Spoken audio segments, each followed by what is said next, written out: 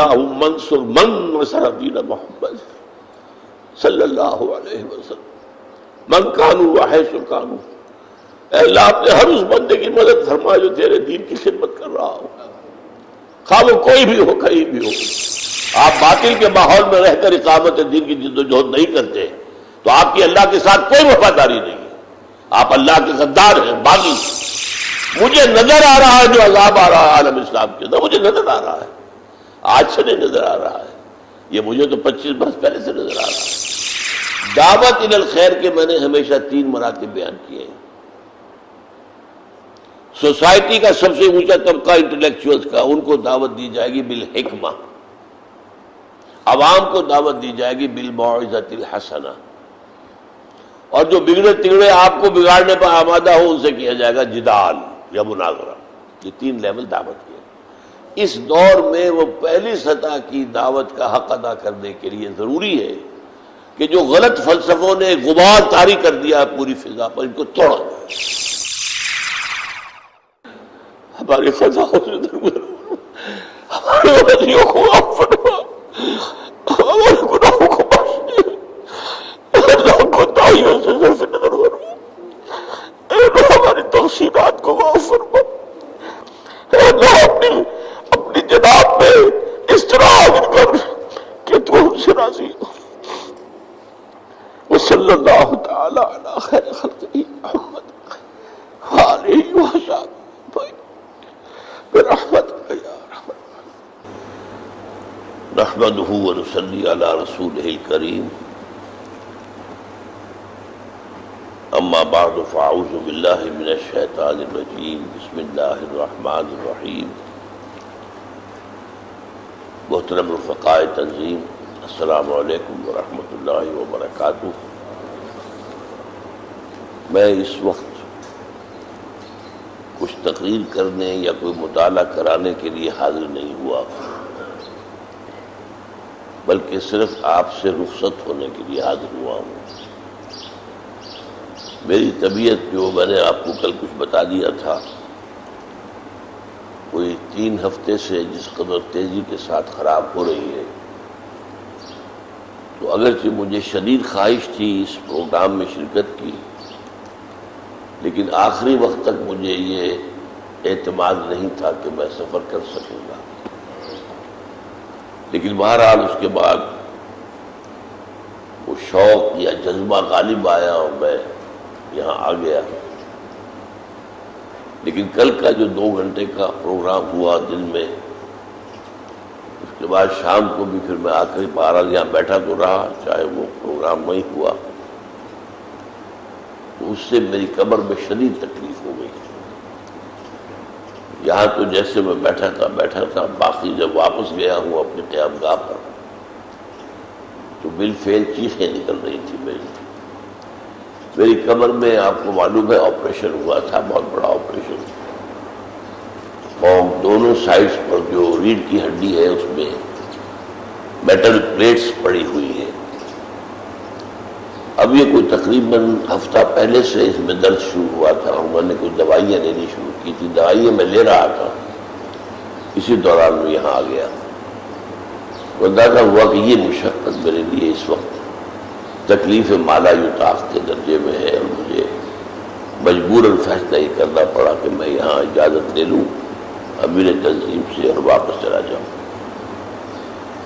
ساتھ ہی مجھے خیال آیا کہ شاید یہ آپ حضرات سے الوداعی ملاقات ہی ہو، اس لیے کہ ظاہر بات ہے کہ موت تو ویسے انسان کو ہر دم ہی مستعد رکھنی چاہیے اور اس کے لیے کمر بستہ ہونا چاہیے کہ جب بھی وہ آئے. لیکن اب جب کہ میری عمر بھی 78 برس کی ہو گئی ہے اور صحت کا معاملہ بھی یہ جو اچانک بہت خراب ہوا ہے، اس کے کچھ اسباب بھی سمجھ میں نہیں آ رہے ہیں. بہرحال جو ہونا ہے وہ تو اللہ کے علم میں ہے، ہمارے علم میں نہیں ہے. لیکن میں یہ سوچ کر آیا تھا کہ آپ سے تو یہ کم سے کم اس اجتماع کی آخری ملاقات ہو جائے، شاید کہ وہ آخری ملاقات بھی ہو، واللہ عالم. اور پھر مجھے حضور کے وہ الفاظ یاد آئے کہ جو حجۃ الوداع کے موقع پر حضور تشریف فرما تھے اور کہہ رہے تھے کہ مجھ سے مناسک سیکھ لو، خذوا عنی مناسککم فإنی مغموس، مجھ سے جو مناسک ہیں ان کے بارے میں کوئی سوال کرنا ہو تو کر لو، اس لیے کہ میں شاید میرا اب وقت آ گیا ہے اور روح میری قبض ہونے والی ہے، فإنی مغموس۔ تو اس حوالے سے ظاہر بات ہے کہ مناسک کا معاملہ تو نہیں ہے، لیکن جس کام میں میں نے اپنی زندگی کھپائی ہے، لگائی ہے، اور جس کی کوئی ایک فصل چاہے محدود ہے، کوئی بہت بڑے پیمانے پر نہیں ہے، لیکن میری نگاہوں کے سامنے ہے اور میرے اطمینان کا موجب ہے کہ جو زندگی اس کام میں لگی ہے اللہ تعالیٰ نے اس کے نتائج بھی مجھے کچھ نہ کچھ دکھائے۔ اس کے ضمن میں کوئی سوالات آپ کے ہوں تو سوال جواب کی نشست یہ جو ہے اس وقت یہاں پر ہم منعقد کر لیں گے۔ اس میں ایک سوال کے بارے میں تو ہمیشہ جو سامنے بات رکھتا رہا ہوں کہ فقہی سوالات مجھ سے نہ کیے جائیں۔ آج یہ بھی کہہ رہا ہوں چونکہ ایک دو سوال مجھے معلوم ہوا کہ ابھی پہنچے ہوئے یہاں پر کہ پیچیدہ علمی مسائل پر بھی اس وقت گفتگو کا موقع نہیں ہے، تحریکی مسائل، ہماری یہ دعوت کا انداز، منہج کا انداز، اس کے بارے میں کوئی سوالات ہوں، اس کے بارے میں کوئی اشکال ہو، کسی بات مجمل ہو، اس کی وضاحت مطلوب ہو تو وہ کر لیجیے۔ تاہم جو دو سوالات آئے ہیں علمی قسم کے، میں اپنی امکانی حد تک اس کا آپ کے سامنے اس کی وضاحت کیے دیتا ہوں۔ ایک یہ ہمارے خورشید انجم صاحب کا سوال میرے سامنے ہے کہ آپ نے علم العربی کے حوالے سے فرمایا کہ قتل الحسین بسیف جدہ، جبکہ دوسری جانب اس کتاب میں حضرت حسین، زبیر، زید اور نفس زکیہ کی قربانیوں کی تحسین کی گئی۔ اب اس کا جواب تو اس سوال میں ہی مثبت ہے۔ ایک ہے فقہی معاملہ، اب چونکہ حضرت ابن العربی جو ہے وہ فقیہ ہے، قرآن کی بھی صرف ان آیات کی تفسیر کر رہے ہیں کہ جن کا تعلق فقہ سے ہے، انہوں نے وہ بات کی ہے، فقہ کے مطابق کی ہے۔ اب یہ کہ اس معاملے میں حضرت حسین کی نیت کیا تھی اور حضرت حسین کس جذبے کے ساتھ آئے تھے، یا اور حضرت عبداللہ ابن زبیر، میں آپ کو بتا چکا ہوں کہ ہمارے ہاں ایک طبقہ ہے ناصبی جو کہلاتے ہیں، جن کے خیال میں یہ لسٹ آف پاور تھی، اقتدار کی خواہش تھی جس کے لیے کہ وہ نکلے ہیں۔ بہت سے لوگ حضرت علی کے بارے میں یہ کہتے ہیں کہ اقتدار کی تمنا اور خواہش ان کے دل میں رہی ہے۔ شیعہ اس کو اسی انداز میں کہتے ہیں کہ وہ تقیہ کیے رہے، ورنہ وہ حضرت ابوبکر اور حضرت عمر، حضرت عثمان رضی اللہ تعالیٰ عنہ کی خلافت کو جائز نہیں سمجھتے تھے، لیکن تقیہ، اور آپ کو معلوم ہے کہ ان کے ہاں کہنا یہ ہے کہ ہمارے مذہب کا 9/10 جو ہے وہ تقیہ ہے، چھپا کر رکھنا اپنے آپ کو، ورنہ وہ اپنے دل سے ان کے ساتھ نہیں تھے۔ میں سمجھتا ہوں کہ اس سے بڑی بکواس کوئی ممکن نہیں ہے۔ تاریخی حقائق کے اعتبار سے جس طرح پوری وفاداری کے ساتھ اور پوری خیر خواہی کے ساتھ حضرت علی رضی اللہ تعالیٰ عنہ نے ساتھ دیا ہے، اور حضرت عمر کا یہ قول ہمارے سامنے موجود ہے، لولا علی لہلک عمر، اگر علی نہ ہوتے تو عمر ہلاک ہو جاتا، کیونکہ جس تیزی کے ساتھ توسیع ہوئی تھی حکومت میں، اس تیزی کے ساتھ جو وہاں پر انتظامی امور پھیل رہے تھے ان کو سنبھالا حضرت علی نے۔ یوں کہہ لیجیے کہ چیف سیکریٹری کہہ لیں یا پرائم منسٹر کہہ لیں، وہ حضرت علی تھے رضی اللہ تعالیٰ عنہ۔ سارے دیوان انہوں نے شروع کیے ہیں، سارے محکمے انہوں نے شروع کیے ہیں۔ حضرت عمر رضی اللہ تعالیٰ عنہ کے پاس اتنا وقت کہاں تھا؟ تو لولا علی لہلک عمر، علی نہ ہوتے عمر ہلاک ہو جاتا۔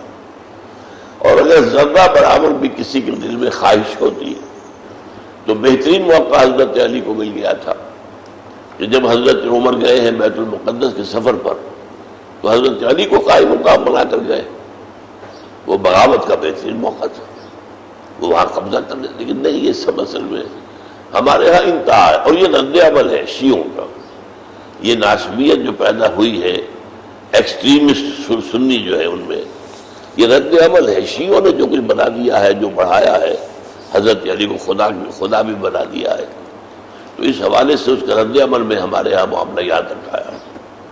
تو ہمارے نزدیک حضرت حسین رضی اللہ تعالیٰ عنہ بھی صحابی ہیں، چاہے وہ صغار صحابہ میں سے، ان کی طرف کسی بدنیتی کو، حضور کی گود میں پلے ہیں، حضور کے کندھوں پر سوار رہے ہیں، تو ان کے بارے میں کسی بدنیتی کا کوئی سوال نہیں. تو جذبہ ان کا اپنی جگہ تھا، اس جذبے کی مطابق تحسین ہے جو میں کر رہا ہوں. البتہ وہ فقہ کی بات کر رہے ہیں، فقہ کے اعتبار سے اس گرفت میں آ گئے، اس میں کوئی تضاد نہیں ہے. بسا اوقات حقیقت اور قانون ایک دوسرے کے مقابل میں آ جاتے ہیں.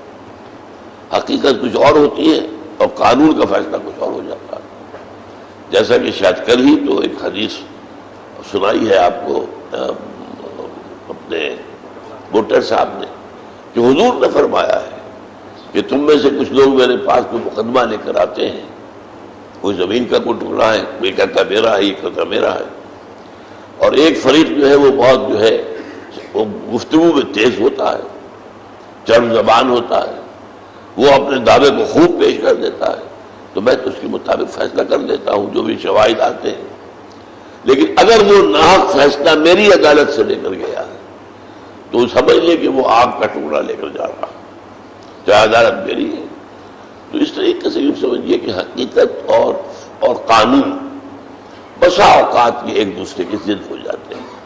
تو ان معاملات کو پھر ہم کوئی کف لسان والی بات کے اوپر چھوڑیں گے. لیکن میں نے صرف آپ کو بتا دیا تھا کہ یہ بھی ایک رائے ہے، اور ابن العربی جو ہے بہرحال فقیہ تو ہے، اس میں کوئی شک نہیں، مفسر ہے، اس میں کوئی شک نہیں، ان کی بات بھی تو علمی حد تک ان چیزوں کو جان لینے میں کوئی حرج نہیں. لیکن اس کو منطقی طور پر ایک دوسرے سے نہ ٹکرائیے، اس لیے کہ حضرت حسین کا مقام، ان کی حیثیت اس کو سامنے رکھے. باقی ابن عربی نے یہ کہا ہے وہ انہوں نے فقہی اعتبار سے کہہ دیا. دوسری بات جو ہے وہ بھی ذرا بہت ہی جو سینسیٹیو سی بات ہے، اس لیے میں نے زور دے کر کہا تھا کہ یہ بخاری شریف کی روایت ہے، معمولی روایت نہیں ہے. انتم عالم بامور دنیا کی. حضور سائنس پڑھانے نہیں آئے تھے، اور پہلے ہی دن سے سمجھ لیجئے کہ سورہ بقرہ کے چوتھے رکوع میں واضح کر دیا گیا ہے کہ دو علم ایک دوسرے سے بالکل جدا ہے. ایک علم آدم الاسماء کلھا، یہ چوتھے رکوع کے شروع میں آ رہا ہے، اور آخر میں کیا آ رہا ہے؟ فَإِمَّا يَأْتِيَنَّكُم مِّنِّي هُدًى فَمَن تَبِعَ هُدَايَ فَلَا خَوْفٌ عَلَيْهِمْ وَلَا هُمْ يَحْزَنُونَ. یہ کائنات کا علم ہے، کائنات کیسے چل رہی ہے اس کا علم ہے، عناصر طبع کا علم ہے، اور جو قوائے طبعیہ ہیں، قواعد طبعیہ ان کا علم ہے. وہ ہدایت ہے، کیا کرنا ہے کیا نہیں کرنا. اس لیے میں نے اصول آپ کو بتایا ہے کئی دفعہ کہ جہاں تک دین کیا کہتا ہے حلال اور حرام، شریعت پیچھے سے پیچھے جاؤ، پیچھے سے پیچھے جاؤ، پیچھے سے پیچھے جاؤ. اسلاف بھی آج کے ہمارے ایک اسلاف ہے، ایک ان اسلاف کے اسلاف ہے، پھر ان سے آگے جاؤ صحابہ کے پاس اور حضور کے قدموں میں پہنچا دو. بمصطفیٰ برساں کی اشراق دی ہم. لیکن جدید علوم کے اندر آگے سے آگے جانا ہوگا. یہ ایک دوسرا ہے. حضور سائنس پڑھانے تو نہیں آئے تھے، ورنہ تو ہمیں وہ ایٹم بم سکھا کر جاتے. ہم کہتے ہیں کہ ہمیں ایٹم بم کیوں نہیں سکھایا؟ ٹیکنالوجی ہے، سائنس ہے، یہ چیزیں اپنی جگہ ہے، اور یہ حضور کا موضوع نہیں تھا. قرآن بھی کتاب ہدایت ہے، کتاب سائنس نہیں ہے. ہاں یہ ضرور ہے کہ اس میں جن سائنٹیفک فینومینا کا ذکر ہے وہ خلاف واقعہ نہیں ہو سکتے. لیکن وہ پڑھانے، سائنس پڑھانے کے لیے تو قرآن نہیں آیا، فزکس پڑھانے کے لیے یا کیمسٹری پڑھانے کے لیے نہیں آیا. آپ قرآن سے ان علوم کو نکال نہیں سکتے. صرف یہ بات ثابت ہو گئی ہے کہ قرآن مجید میں کوئی بات غلط نہیں آئی ہے کہ سائنس نے جس کو غلط ثابت کر دیا. اسی لیے میں نے تعریف کی تھی بورس بوکائی کی کہ اس نے بہترین انداز اختیار کیا ہے کہ کوئی شے ایسی نہیں ہے. یعنی یہ نہیں ہے کہ آپ یہ کہیں کہ ساری سائنس قرآن سے نکلی ہے یا ساری، بھائی آپ نے پہلے کیوں نہیں نکال لی؟ آج ہم جو بہت سے لوگ ہیں وہ اس چیز کو بہت اہمیت دیتے ہیں کہ شاید قرآن کی حقانیت کے لیے شاید یہی سب سے بڑے ثبوت ہے. قرآن کا جو حقانیت کے اپنے دلائل ہے. یہ سائنس نہیں تھی تب بھی قرآن حق تھا اور لوگوں نے حق سمجھا اس کو, اس کی حقانیت کو پہچانا. تو لہٰذا ان کے اوپر وہ معاملہ نہیں. ہاں یہ ہے کہ یہ ثابت ہو گیا کہ قرآن مجید اس سوچ سے آیا ہے کہ جس کا علم کامل ہے, لہذا اس کے بیان میں کوئی شے خلاف حقیقت نہیں, بس جو ثابت ہوئی ہو سائنس کے ذریعے سے. یہ جو بات میں نے کہی تھی کہ حضور نے فرمایا انتم عالم بامور دنیاکم, حالانکہ یہ تو بہت معمولی سی بات تھی, تجربے سے تھی. یہ سائنس جو ہے تجرباتی علم ہے, آپ اس کو پھر ویریفائی بھی کرتے تجربے کے ذریعے سے, تب وہ فیکٹ مانا جاتا, ورنہ نہیں. کسی نے کہہ دیا ہائیڈروجن اور آکسیجن سے پانی بنا ہے, بھائی ہائیڈرولسس کروا لیا, انہوں نے دیکھ لیا یہ دونوں جو ہے ایک طرف جو آکسیجن جمع ہو گئے, ایک طرف ہائیڈروجن آ گئی. تو اس طریقے سے ان چیزوں کے اندر ذرا ذہن کو کھولنا چاہیے. ہمارے ہاں جو ہے اب وہ جو ایک طرح کا خاص تصورات بن چکے ہوئے, اور اس میں ہماری قلب علمی کو بہت دخل ہے. سائنس تو یہ پچھلے 200 برس کے اندر تو اس کا سارا ارتقا ہوا ہے, ورنہ یہ تو چیوٹی کی چال چل رہی تھی. آج سے 1300-1400 برس پہلے سائنس کس بلا کا نام تھا. کیا سمجھتے ہوگے کہ آسمان کتنا اونچا ہے, کتنا شاید چند میل ہوگا بھائی, اور کیا ہوگا, کوئی چھت ہے, چند میل اس پر قمقمے لگے ہوئے, اللہ صلی اللہ. اب قرآن مجید نے بھی انداز وہی اختیار کر دیا, زیناہم بمصابیح.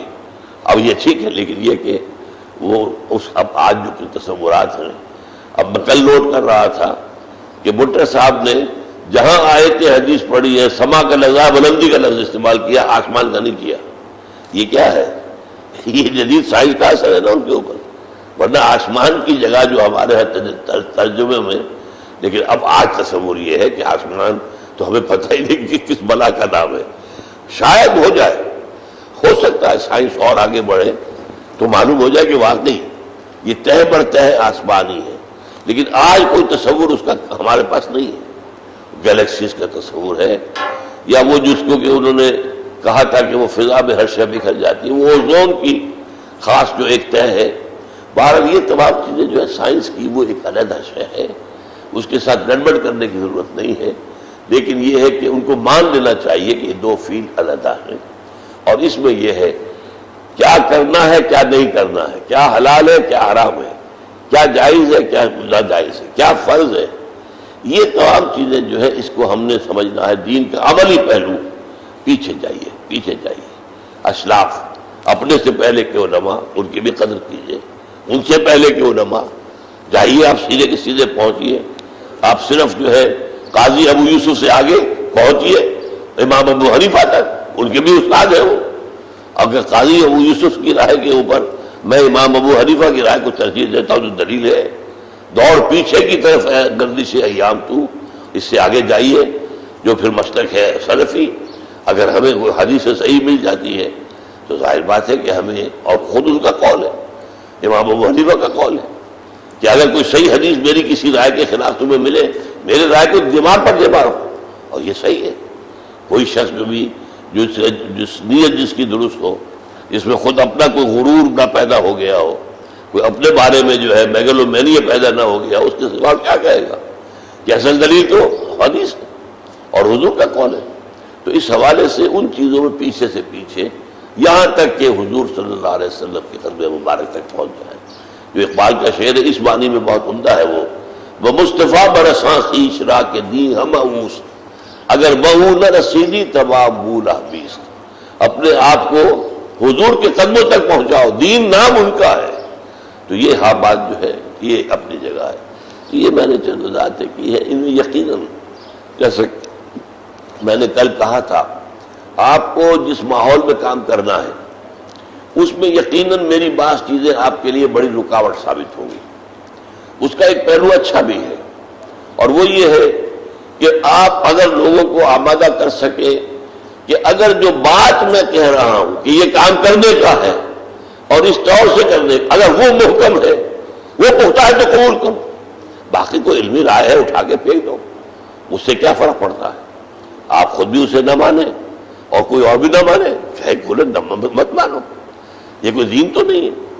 میں نے کبھی نہیں کہا کہ وحدت وجود دینی مسئلہ ختم نہیں ہے، فلسفے کا مسئلہ ہے، یہ فلسفی، پیور فلسفی. اور اسی طریقے سے اب یہ سائنس کا مسئلہ ہے. تو سائنس کے مسئلے علیحدہ ہیں، دین کے مسئلے اس میں ظاہر بات ہے کہ کسی شخص کی، جو بھی سوچنے والا آدمی ہے، اس کی کوئی رائے منفرد ہو سکتی ہے. جسے کہا جاتا ہے یہ جو شاذ رائے قائم کر لینا تو وہ ہو جائے گا، لیکن یہ ہے کہ ہمارا جو محکمات ہیں وہ ہے دین کا یہ قائم، دین کے فرائض نمبر 1 سب سے بڑا محکم بات. جو سب سے بڑی محکم بات میں نے کہی، جس پر زور دیا ہے، اسلام اور ہے، ایمان اور ہے، ان دونوں کو کنفیوز مت کرو. ہم جو بات کر رہے ہیں ایمان کی کر رہے ہیں، مسلمان تو ہے، فاسق ہے، فاجر ہے، اسی لیے کیونکہ وہ سارا مسئلہ علماء نے اسلام کے ساتھ وابستہ کر دیا ہے، لہذا کسی کو تشویش ہی نہیں، چنتا ہی نہیں. آپ لاز انہیں سمجھائیں، اس کی فرضیت کا احساس ہو ہی نہیں سکتا. نماز کی فرضیت ہے، وہ اپنی جگہ پر گھٹی میں پڑی ہوئی ہے. روزے کی فرضیت ہے، وہ گھٹی میں پڑی ہوئی ہے. اس کو آپ لاکھ سمجھا رہے. ہمارے اپنے ساتھیوں کا حال یہ ہوتا ہے، اچھی طرح سمجھ لیا، دلیل سے سمجھ لیا، بار بار سمجھ، پھر جو ہے ہیر پھیر کر معاملہ جو ہے وہ پھر جاتا ہے، تو پھر وہ ہمارا ان عبادات ہی کی طرف جاتا ہے. سارا کا سارا تصور گویا کہ کل دینداری جو ہے انہی کے گرد گھومتی ہے. تو اس معاملے کے اندر ہمارا جو محکمات ہیں ہماری اس دعوت کے اور تحریک کے، پھر جہاد کا تصور، جہاد اور قتال کا فرق کیا ہے اس کے حوالے سے، پھر یہ کہ منہج انقلاب کیا ہے. اقامت دین فرض ہے. میں نے اس وقت محسوس بھول گیا کہ جماعت اسلامی کے دستور سے ہم نے جو ایک بڑی بنیادی ڈیویشن کی ہے وہ کیا ہے، وہ نصب العین قرار دیتے اقامت الدین کو، ہم نہیں قرار دیتے. نصب العین صرف اللہ کی رضا ہے اور آخرت کی فلاح ہے. ہاں فرض ہے، جیسے نماز فرض ایسے ہی فرض ہے، جیسے نماز فرض ہے ایسے ہی فرض ہے. اگر نہیں کوئی پڑھتا ہے تو اس کی جواب دہی ہو جائے گی، اسی طرح یہ نہیں کرتا ہے تو جواب دہی ہو جائے گی. آپ باطل کے ماحول میں رہ کر اقامت دین کی جد و جہد نہیں کرتے تو آپ کی اللہ کے ساتھ کوئی وفاداری نہیں ہے. آپ اللہ کے غدار ہیں، باغی ہیں، جد و جہد نہیں کریں گے. ہاں کر دینا یہ ہمارے بس میں نہیں ہے، یہ ہمارے اختیار میں نہیں ہے، یہ اللہ کی مشیت پر ہے. وہ جب چاہتا ہے، اس نے اپنی مشیت میں اب ہر وقت کے لیے، ہر کام کے لیے وقت طے کیا ہوا ہے.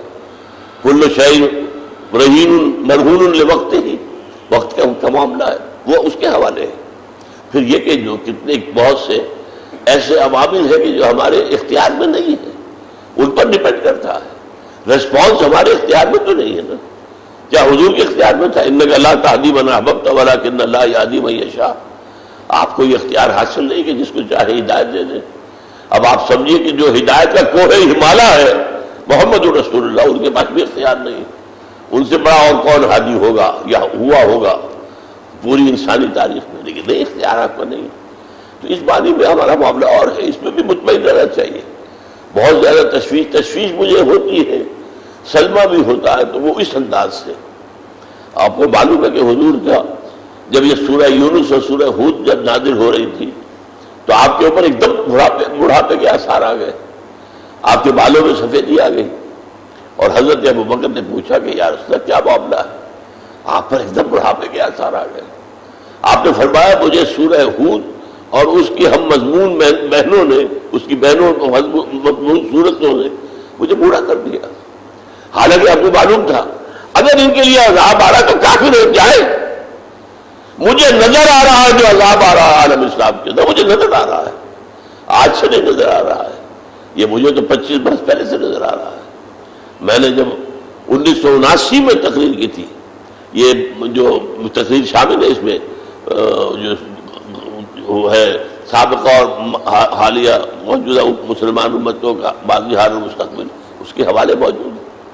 امریکہ میں تقریر کی تھی، بڑا اس وقت جوش و خروش تھا دنیا میں، عالم اسلام میں، ایرانی انقلاب کے بعد کہ بس اب تو گویا کہ وہ اسلام کے غلبے کا دور آ گیا کہ آ گیا کہ آ گیا، بس آ گیا اور آ گیا. میں نے کہا تھا نہیں، یہ یوفوریا بہت غلط ہے. ابھی تو بہت بڑے بڑے معاملات آنے والے ہیں، بڑی بڑی تکلیفیں، بڑے بڑے عذاب آنے والے ہیں. اور ظاہر بات ہے کہ یہ تو ابھی اپس اینڈ ڈاؤن میں سے وہ ایک بات، اور ظاہر بات اس کے بعد کھل گئی معاملہ.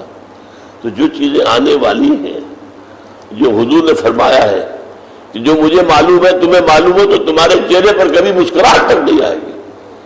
تو مجھے جو ڈپریشن ہوا اور مجھے جو بھی حالات کی وجہ سے، وہ اس وجہ سے نہیں کہ میرا کوئی ذاتی معاملہ ہے، اب امت کا معاملہ ہے، مسلمان ہے، لیکن بہت بڑا عذاب آنے والا ہے، بہت بڑے بڑے عذاب. عالم عرب پر تو بہت بڑے عذاب آئیں گے. اس کا البتہ پاکستان کا معاملہ میں نے آپ کو بتایا، میرے نزدیک نمبر 2 پر ہٹ لسٹ، اللہ کی جو ہٹ لسٹ یہ مشہور ہے ہمارے یہاں اصطلاح، امت مسلمہ پاکستانی ہے. لیکن اللہ تعالیٰ ممکن ہے اس کے معاملے میں کوئی خیر کا راستہ نکال دے. وہ اتنا سرٹن نہیں ہے جتنا عربوں کا ہے. اس کی وجہ کیا ہے کہ عربوں کا معاملہ یہ تھا کہ ان کے پاس اپنی مادری زبان میں اللہ کا کلام موجود ہے، لہذا ان پر تو اللہ تعالیٰ کی حجت جو ہے یہ سمجھیے کہ میں تمام و کمال قائم ہوں. ہمارے یہاں کتنے لوگ قرآن کو پڑھ سکتے ہیں؟ ہم نے لگا دیے کتنے سال، کتنے لوگ قرآن پڑھنے کے لیے قابل ہوئے جو قرآن کو سمجھ سکے؟ کسی کو پتہ ہی نہیں. ان کا مولوی ہے جو کہہ دے گا وہ اس کے لیے دین اٹل ہے، پتھر کی لکیر ہے، اس کے علاوہ اسی ادھر سے وہ تو ہوگا ہی نہیں. چاہے وہ مولوی خود جاہل ہو، دنیا دار ہو، اور ہر طرح سے جو ہے اس کا کردار بھی محل نظر ہو، لیکن یہ بس ٹھیک ہے، ان کا دین وہی ہے، مولوی کا دین ہے. ان کا حال مختلف ہے، لہٰذا ان پر بہت سخت عذاب آنا ہے. بلکہ شاید آپ کو معلوم ہو، یہ میں اپنی تقریروں بہت پہلے سے کہہ رہا ہوں، یہ جو اللہ تعالیٰ نے ایک استثناء قائم کیا یہود کے بارے میں، آپ کو معلوم ہے کہ اللہ کا قانون تو یہ رہا ہے، رسول اگر کسی قوم کی طرف بھیجا گیا، نبی نہیں رسول، اور قوم نے بحیثیت مجموعی انکار کر دیا، وہ لازماً ہلاک کی گئی. قوم نوح ہلاک، برباد، غرق. اور قوم ہود، قوم صالح، قوم شعیب، وہ بستیاں عورا، وہ کیا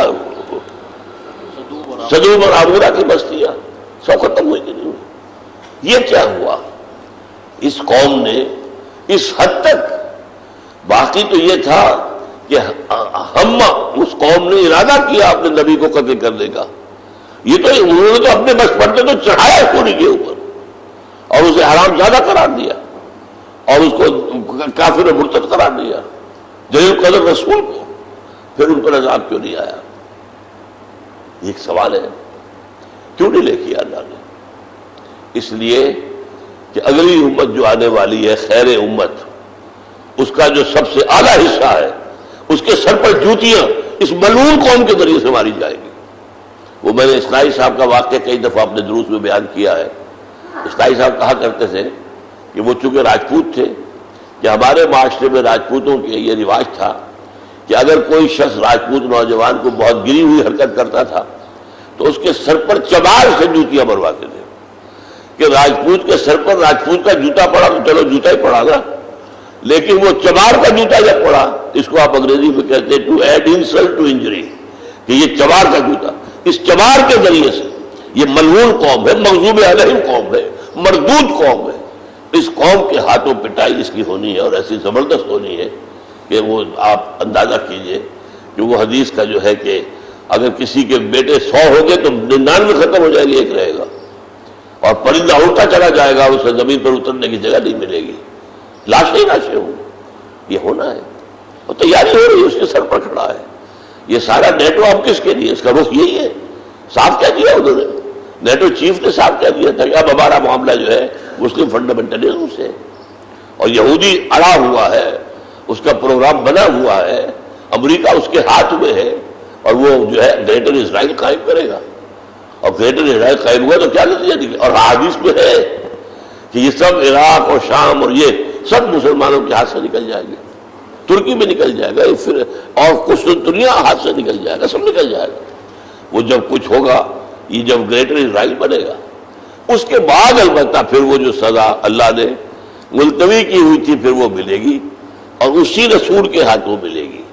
وہی جو ان کے لیے رسول آئے تھے، انہیں اٹھا بھی اسی لیے گیا ہے کہ اس قوم کا مقدمہ جو ہے وہ جیسے ہوتا ہے نا کہ ججمنٹ ریزرو کر لیا گیا، سیل کر دیا گیا، وہ اس طرح کا معاملہ ہے کہ حضرت عیسیٰ کو اٹھا لیا اور ان کو مہلت دے دی. لیکن وقت آئے گا حضرت عیسیٰ ہی آئیں گے. میرے نزدیک تو نزول مسیح کی سب سے بڑی دلیل یہ ہے، یہ قانون خداوندی کہ در حقیقت اس قوم کا آخری انجام جو ہونا ہے وہ حضرت مسیح کے ہاتھ ہونا ہے۔ ان کا مسیحا جو ہے الفاظ آتے ہیں کہ جیسے ہی حضرت مسیح کو دیکھے گا پگھلنا شروع ہو جائے گا، یہ معاملہ سارا ہونا ہے۔ اور حضرت مسیح کی نگاہ جہاں تک جائے گی وہ یہودی پگھل جائیں گے، ختم ہو جائیں گے۔ بہرحال یہ چند باتیں میں نے آپ کے سامنے کچھ ایسے ہی بے ربط سے باتیں کی ہیں، لیکن یہ کہ ان دو چیزوں کا جو میں نے کہا، اور کوئی بات ہو تو میں مزید اس کے لیے حاضر ہوں، ورنہ پھر اس کے بعد میں آپ لوگوں سے اجازت لوں گا۔ منیر احمد صاحب نے سوال کیا ہے، پنڈی گھیب کے ساتھی ہیں، اقامت دین کی جدوجہد نماز کی طرح فرض ہے تو اس کے لیے کم از کم کتنا وقت دینا لازم ہے، جس سے کم نہیں دیں گے تو نجات نہیں ہوگی؟ دیکھیے یہ معاملہ ہوگا خالص انڈیویجول ٹو انڈیویجول۔ اب نماز فرض ہے، کتنا خشوع و خضوع ہے کیا برابر ہوتا ہے؟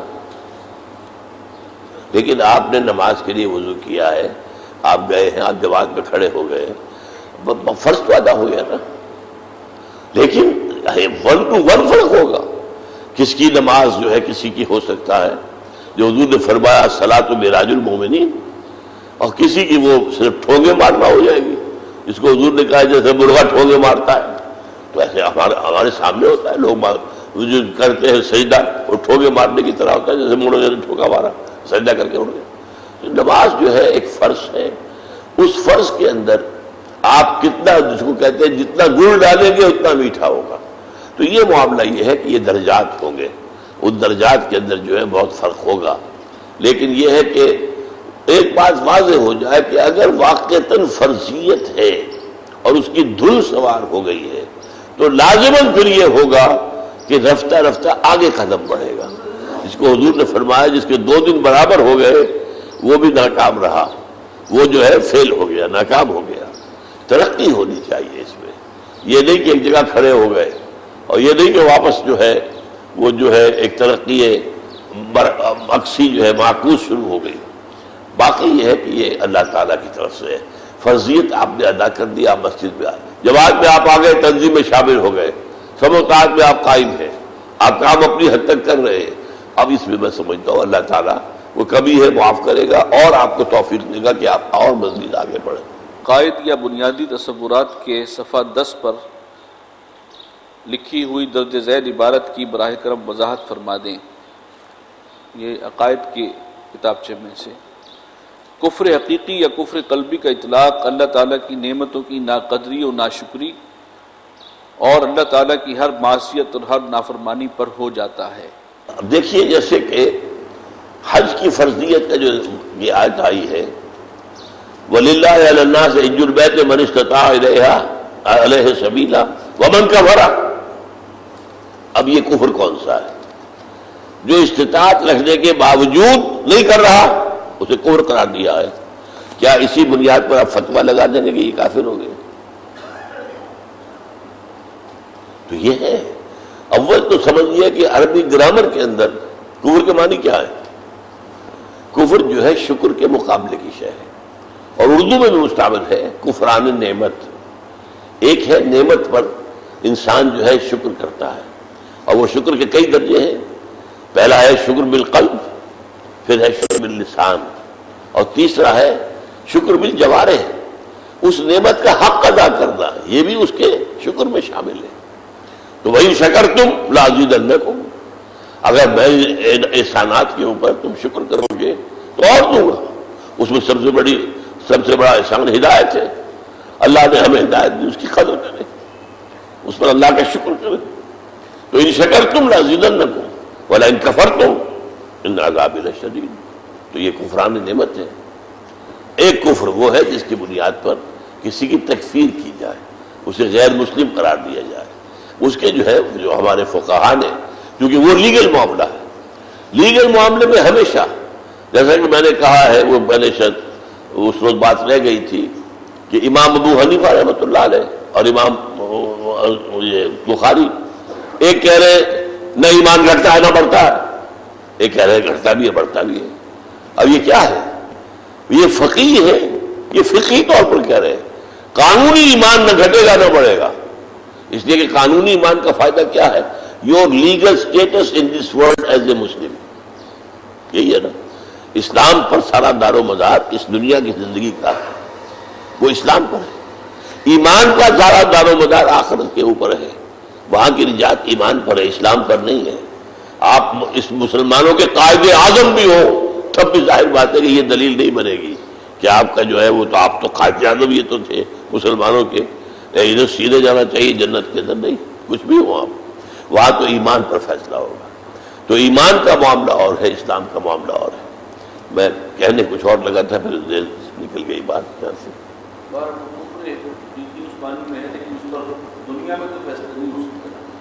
دنیا کا فیصلہ نہیں، اس کے میں کہہ رہا تھا اس پر فقہا کی رائے لینی پڑے گی. اس لیے کہ اس پر، اور خاص طور پر یہی وہ موضوعات ہیں جن میں سب سے اہم تصنیف ہے امام ابو حنیفہ کی الفقہ الاکبر. یہ سارا معاملہ جو ہے، یہ آج جو تکفیری فکر ہے، آپ کو معلوم ہے اس سے کہیں 10 گنا زیادہ، 100 گنا زیادہ شدت کے ساتھ خوارج میں پیدا ہوئی. حضرت علی کو انہوں نے شہید کیا ہے، آپ کو معلوم ہے. اور پھر یہ کہ ان کے بارے میں یہ مشہور ہے، ان سے زیادہ تہجد گزار، ان سے زیادہ نمازی، ان سے زیادہ متقی متدین کوئی نہیں تھا. نہایت دیندار، نہایت متقی لوگ. لیکن ایک غلطی ہو گئی، بدعہ کبیرہ کا مرتکب کافر ہے. اللہ اللہ کافر ہے تو مرتد ہے، مرتد ہے تو واجب القتل ہے، واجب القتل ہے تو اس کا مال، اس کی بیوی کو لونڈی بناؤ، اور بعض جو ہے وہ اس کا تمہارے کو. یہ تو غلطی اس چیزوں کو جو کھولا ہے امام ابو حنیفہ نے، وہ چونکہ لیگل ہے. اب ظاہر بات ہے کہ ایک بندہ ہے، اس کے 2 بیٹے ہیں. ایک بیٹے کا جو ہے وہ نماز بھی نہیں پڑھتا 5 وقت، یہ کوئی پڑھ لی نہیں بھی پڑھی، ایک تہجد گزار ہے. وراثت میں دونوں کا برابر حصہ ہوگا. اس لیے کہ قانونی اسلام یا قانونی ایمان، اور یہ بھی اصل میں ایک صاحب نے مجھے بتایا تھا قول مولانا انور شاہ کاشمیری رحمۃ اللہ علیہ کا، کہ ایک اسلام سے آغاز ہو کر اور ایمان تک جانا ہے. یوں سمجھ لیجئے کہ اسلام بھی 2 ہے، قانون اور ایمان بھی 2 ہے. قانونی اسلام اور حقیقی اسلام. حقیقی اسلام تو وہ ہے جس کے لیے حضرت ابراہیم اور حضرت اسماعیل دعا کر رہے ہیں، ربنا وجعلنا مسلمین لک ومن ذریتنا امة مسلمة لک. یہ کوئی معمولی شے ہے؟ حقیقی اسلام اور حقیقی ایمان ایک، قانونی اسلام اور قانونی ایمان ایک. اسے ہم قانونی ایمان بھی کہہ سکتے ہیں اور قانونی اسلام بھی کہہ سکتے ہیں. لیکن یہ کہ وہاں اس سورہ حجرات کے اندر جو میرے نزدیک اس موضوع پر قرآن مجید کا اہم ترین مقام ہے، ان دونوں کو سامنے لا کر اور دونوں کی حقیقت واضح کر دی. اور اس میں اکثر لوگوں کا خیال یہ ہے کہ یہ دوسرے لوگ جو ہیں ان کو منافق ہیں. یہ مولانا عبدالغفار حسن رحمہ اللہ، اللہ تعالیٰ ان کی مغفرت فرمائے، اعلیٰ درجات دے انہیں. ہم دونوں تھے ایک اعتکاف میں، تو وہاں بحث چھڑ گئی میرے اور ان کے درمیان. میں نے کہا اس آیت میں قالت الاعراب آمنا قل لم تؤمنوا ولکن قولوا اسلمنا ولما يدخل الايمان في قلوبكم، اس سے مراد ہے کہ ایک شخص مومن بھی نہیں ہے، منافق بھی نہیں ہے، مسلمان ہے. کہ نہیں، یہ کیسے ہو سکتا ہے؟ میں نے تو جب میں اسے بیان کیا کرتا ہوں، اب میتھمیٹکس کا آدمی جو ہے وہ سمجھ لے گا کہ ایک 0 لیول ہوتا ہے، گراف بنتے ہیں، تو ایک دائنی طرف +1 +2 +3 +4 +5، یہ ایمان ہے. ایمان +1 درجے کا بھی ہو سکتا ہے، +100 کا بھی ہو سکتا ہے، +انفینٹی کا بھی ہو سکتا ہے. حضور کا ایمان جو ہے +انفینٹی کا.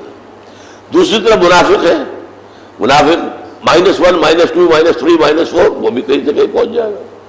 بیچ میں 0 لیول ہے، اور 0 لیول وہ ہے جس میں نہ ایمان ہے مثبت طور پر، نہ نفاق ہے. وہ ڈٹ گئے کہ نہیں ایسا نہیں ہو سکتا، یہ منافق نہیں ہے.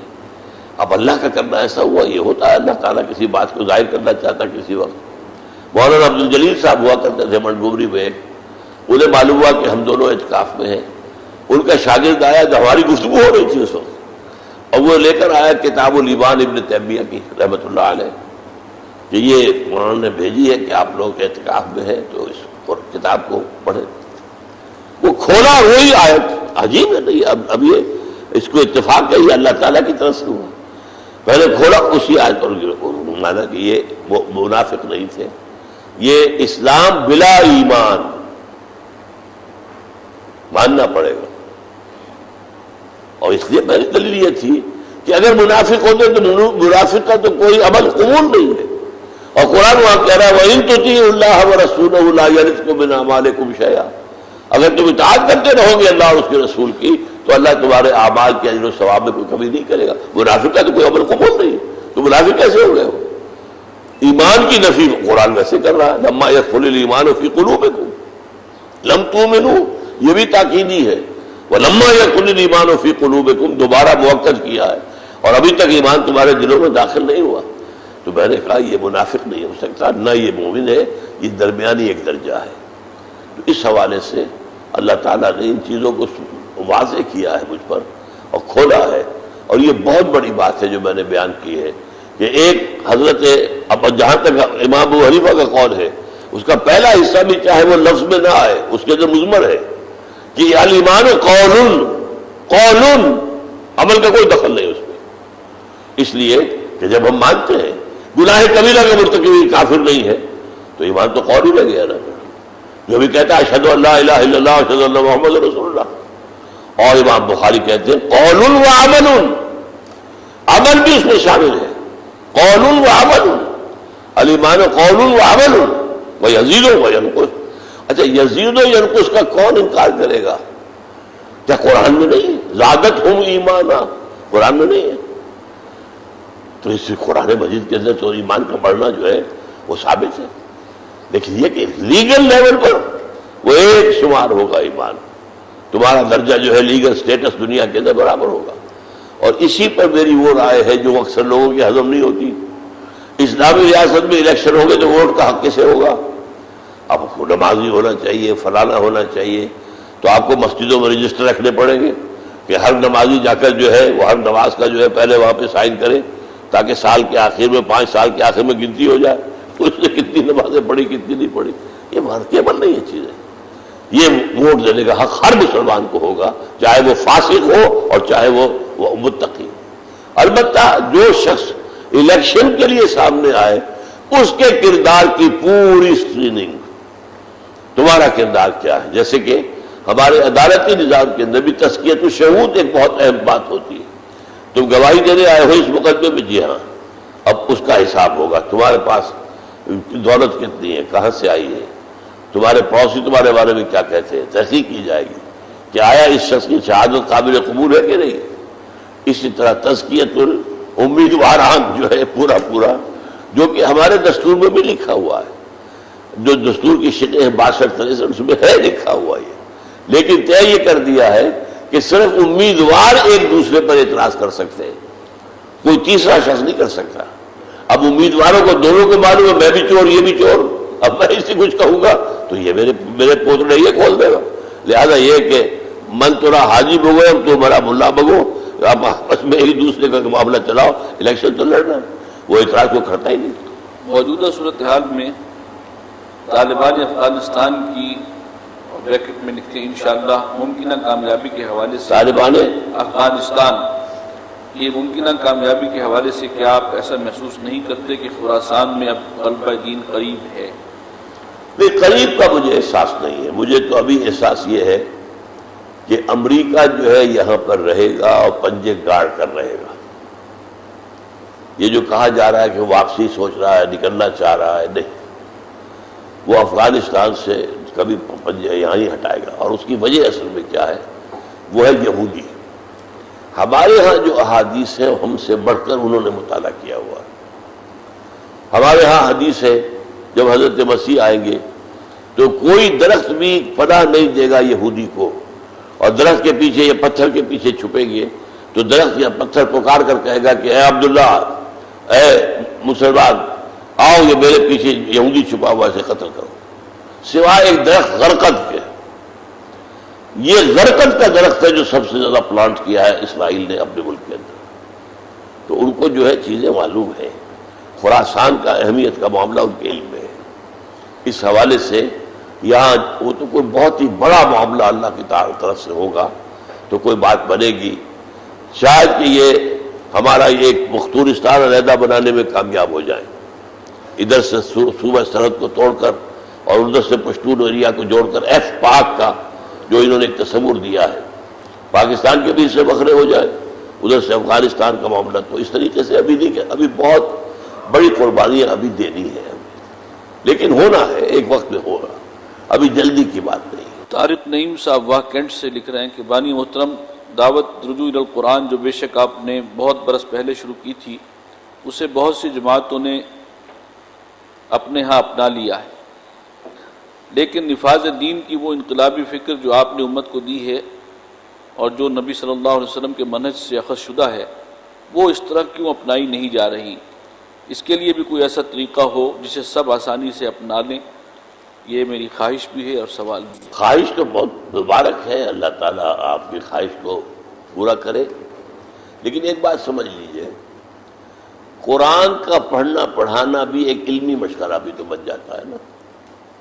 وہ اس علمی مشغلے میں تو پہلے ہی ہے، اس میں انہیں کوئی بنیادی تبدیلی اپنے اندر نہیں کرنی پڑی۔ اگر وہ اقامت دین کی جد و جہد میں آئے تو بدلتا ہے معاملہ ان کے لیے، وہاں تو پھر مفادات پر چوٹ پڑتی ہے، وہاں وہ کام کرنے پڑتے ہیں۔ یہاں تو یہی ہے کہ اپنی مسجد ہے، وہاں پہ درس قرآن دے رہے ہیں، جا کے درس حدیث دے آئے ہیں یا درس قرآن دے دیا، ٹھیک ہے، اس سے تو ان کی عزت ہو رہی ہے، ہاتھ چومے جا رہے ہیں، اللہ اللہ خیر صلی اللہ، جس چیز کے وہ عادی ہیں۔ لیکن یہ جو ہے، یہ تو وہ کبھی کرنے کو تیار نہیں ہوگا۔ اور یہ میں آج سے آپ کو کچھ 40 سال پرانی بات بتا رہا ہوں۔ ابھی چونکہ ذکر ہوا ہے مولانا عبدالغفار حسن صاحب کا، ان کے بیٹے ہیں صہیب حسن، انہوں نے جو مدینہ یونیورسٹی سے فراغت حاصل کی اور پھر جو وہاں کا وہ دارالافتاء ہے اس کی طرف سے وہ مبلغ ہو کر پہلے مشرقی افریقہ میں رہے، کینیا میں، پھر وہ آج کل بہت اونچے مقام پر ہے، پھر ڈاکٹریٹ بھی انہوں نے کر لی، انگلینڈ چلے گئے، اب وہاں پر جو ہے وہ ان کی طرف سے وہاں پر ہے۔ انہوں نے میرا ایک درس سنا، یہ 40 سال پہلے کی بات ہے، اور سورہ حدید کا درس سنا۔ اس کے بعد یہ الفاظ، یہ اب میری تعریف میں الفاظ ہیں لیکن میں آپ کو بتا رہا ہوں کہ یہ بھی ہو جاتا ہے یہ اعتراف۔ انہوں نے کہا میں نے آپ کا درس سن کر یہ رائے قائم کی ہے کہ اللہ تعالیٰ نے یہ کام علماء سے لے کر آپ کے سپرد کر دیا، عالم کے بیٹے خود عالم۔ اچھا، میرا کتاب تھا مسلمانوں پر قرآن مجید کے حقوق، یہ جب چھپا ہے تو وہ آئے ہوئے تھے چھٹیوں میں کراچی، میرے چھوٹے بھائی کا دفتر تھا کراچی میں، وہاں آئے ان سے ملنے کے لیے، تو یہ کتاب چاہا پڑا تھا، یہ اٹھا کے لے گئے۔ کراچی میں صدر سے بیٹھ کر بس میں اور فیڈرل بی ایریا تک جہاں ان کا مکان تھا انہوں نے پورا پڑھ لیا، اور پڑھ کر بعد میں مجھ سے کہا، میرے دل پر اثر ہوا اس کا، اور میں نے کہا کہ جو شے ایک مولوی کے دل پر اثر کر سکتی ہے وہ عام آدمی کے لیے تو بہت ہی مفید ہوگی، لہذا فوراً طے کیا عربی کا ترجمہ کروں گا۔ عربی میں ترجمہ کیا، مجھے پتہ ہی نہیں، عربی میں ترجمہ کیا۔ البعث الاسلامی لکھنؤ سے مولانا علی میاں کا پرچہ چھپتا تھا، اس میں 5 اقساط میں شائع بھی کرا، مجھے پتہ ہی نہیں، مجھے خبر ہی نہیں، وہ تو جو البعث الاسلامی میں چھپ کر آیا تو مجھے معلوم ہوا کہ وہ ترجمہ کیا۔ تو یہ اعترافات کم نہیں ہوئے ہیں۔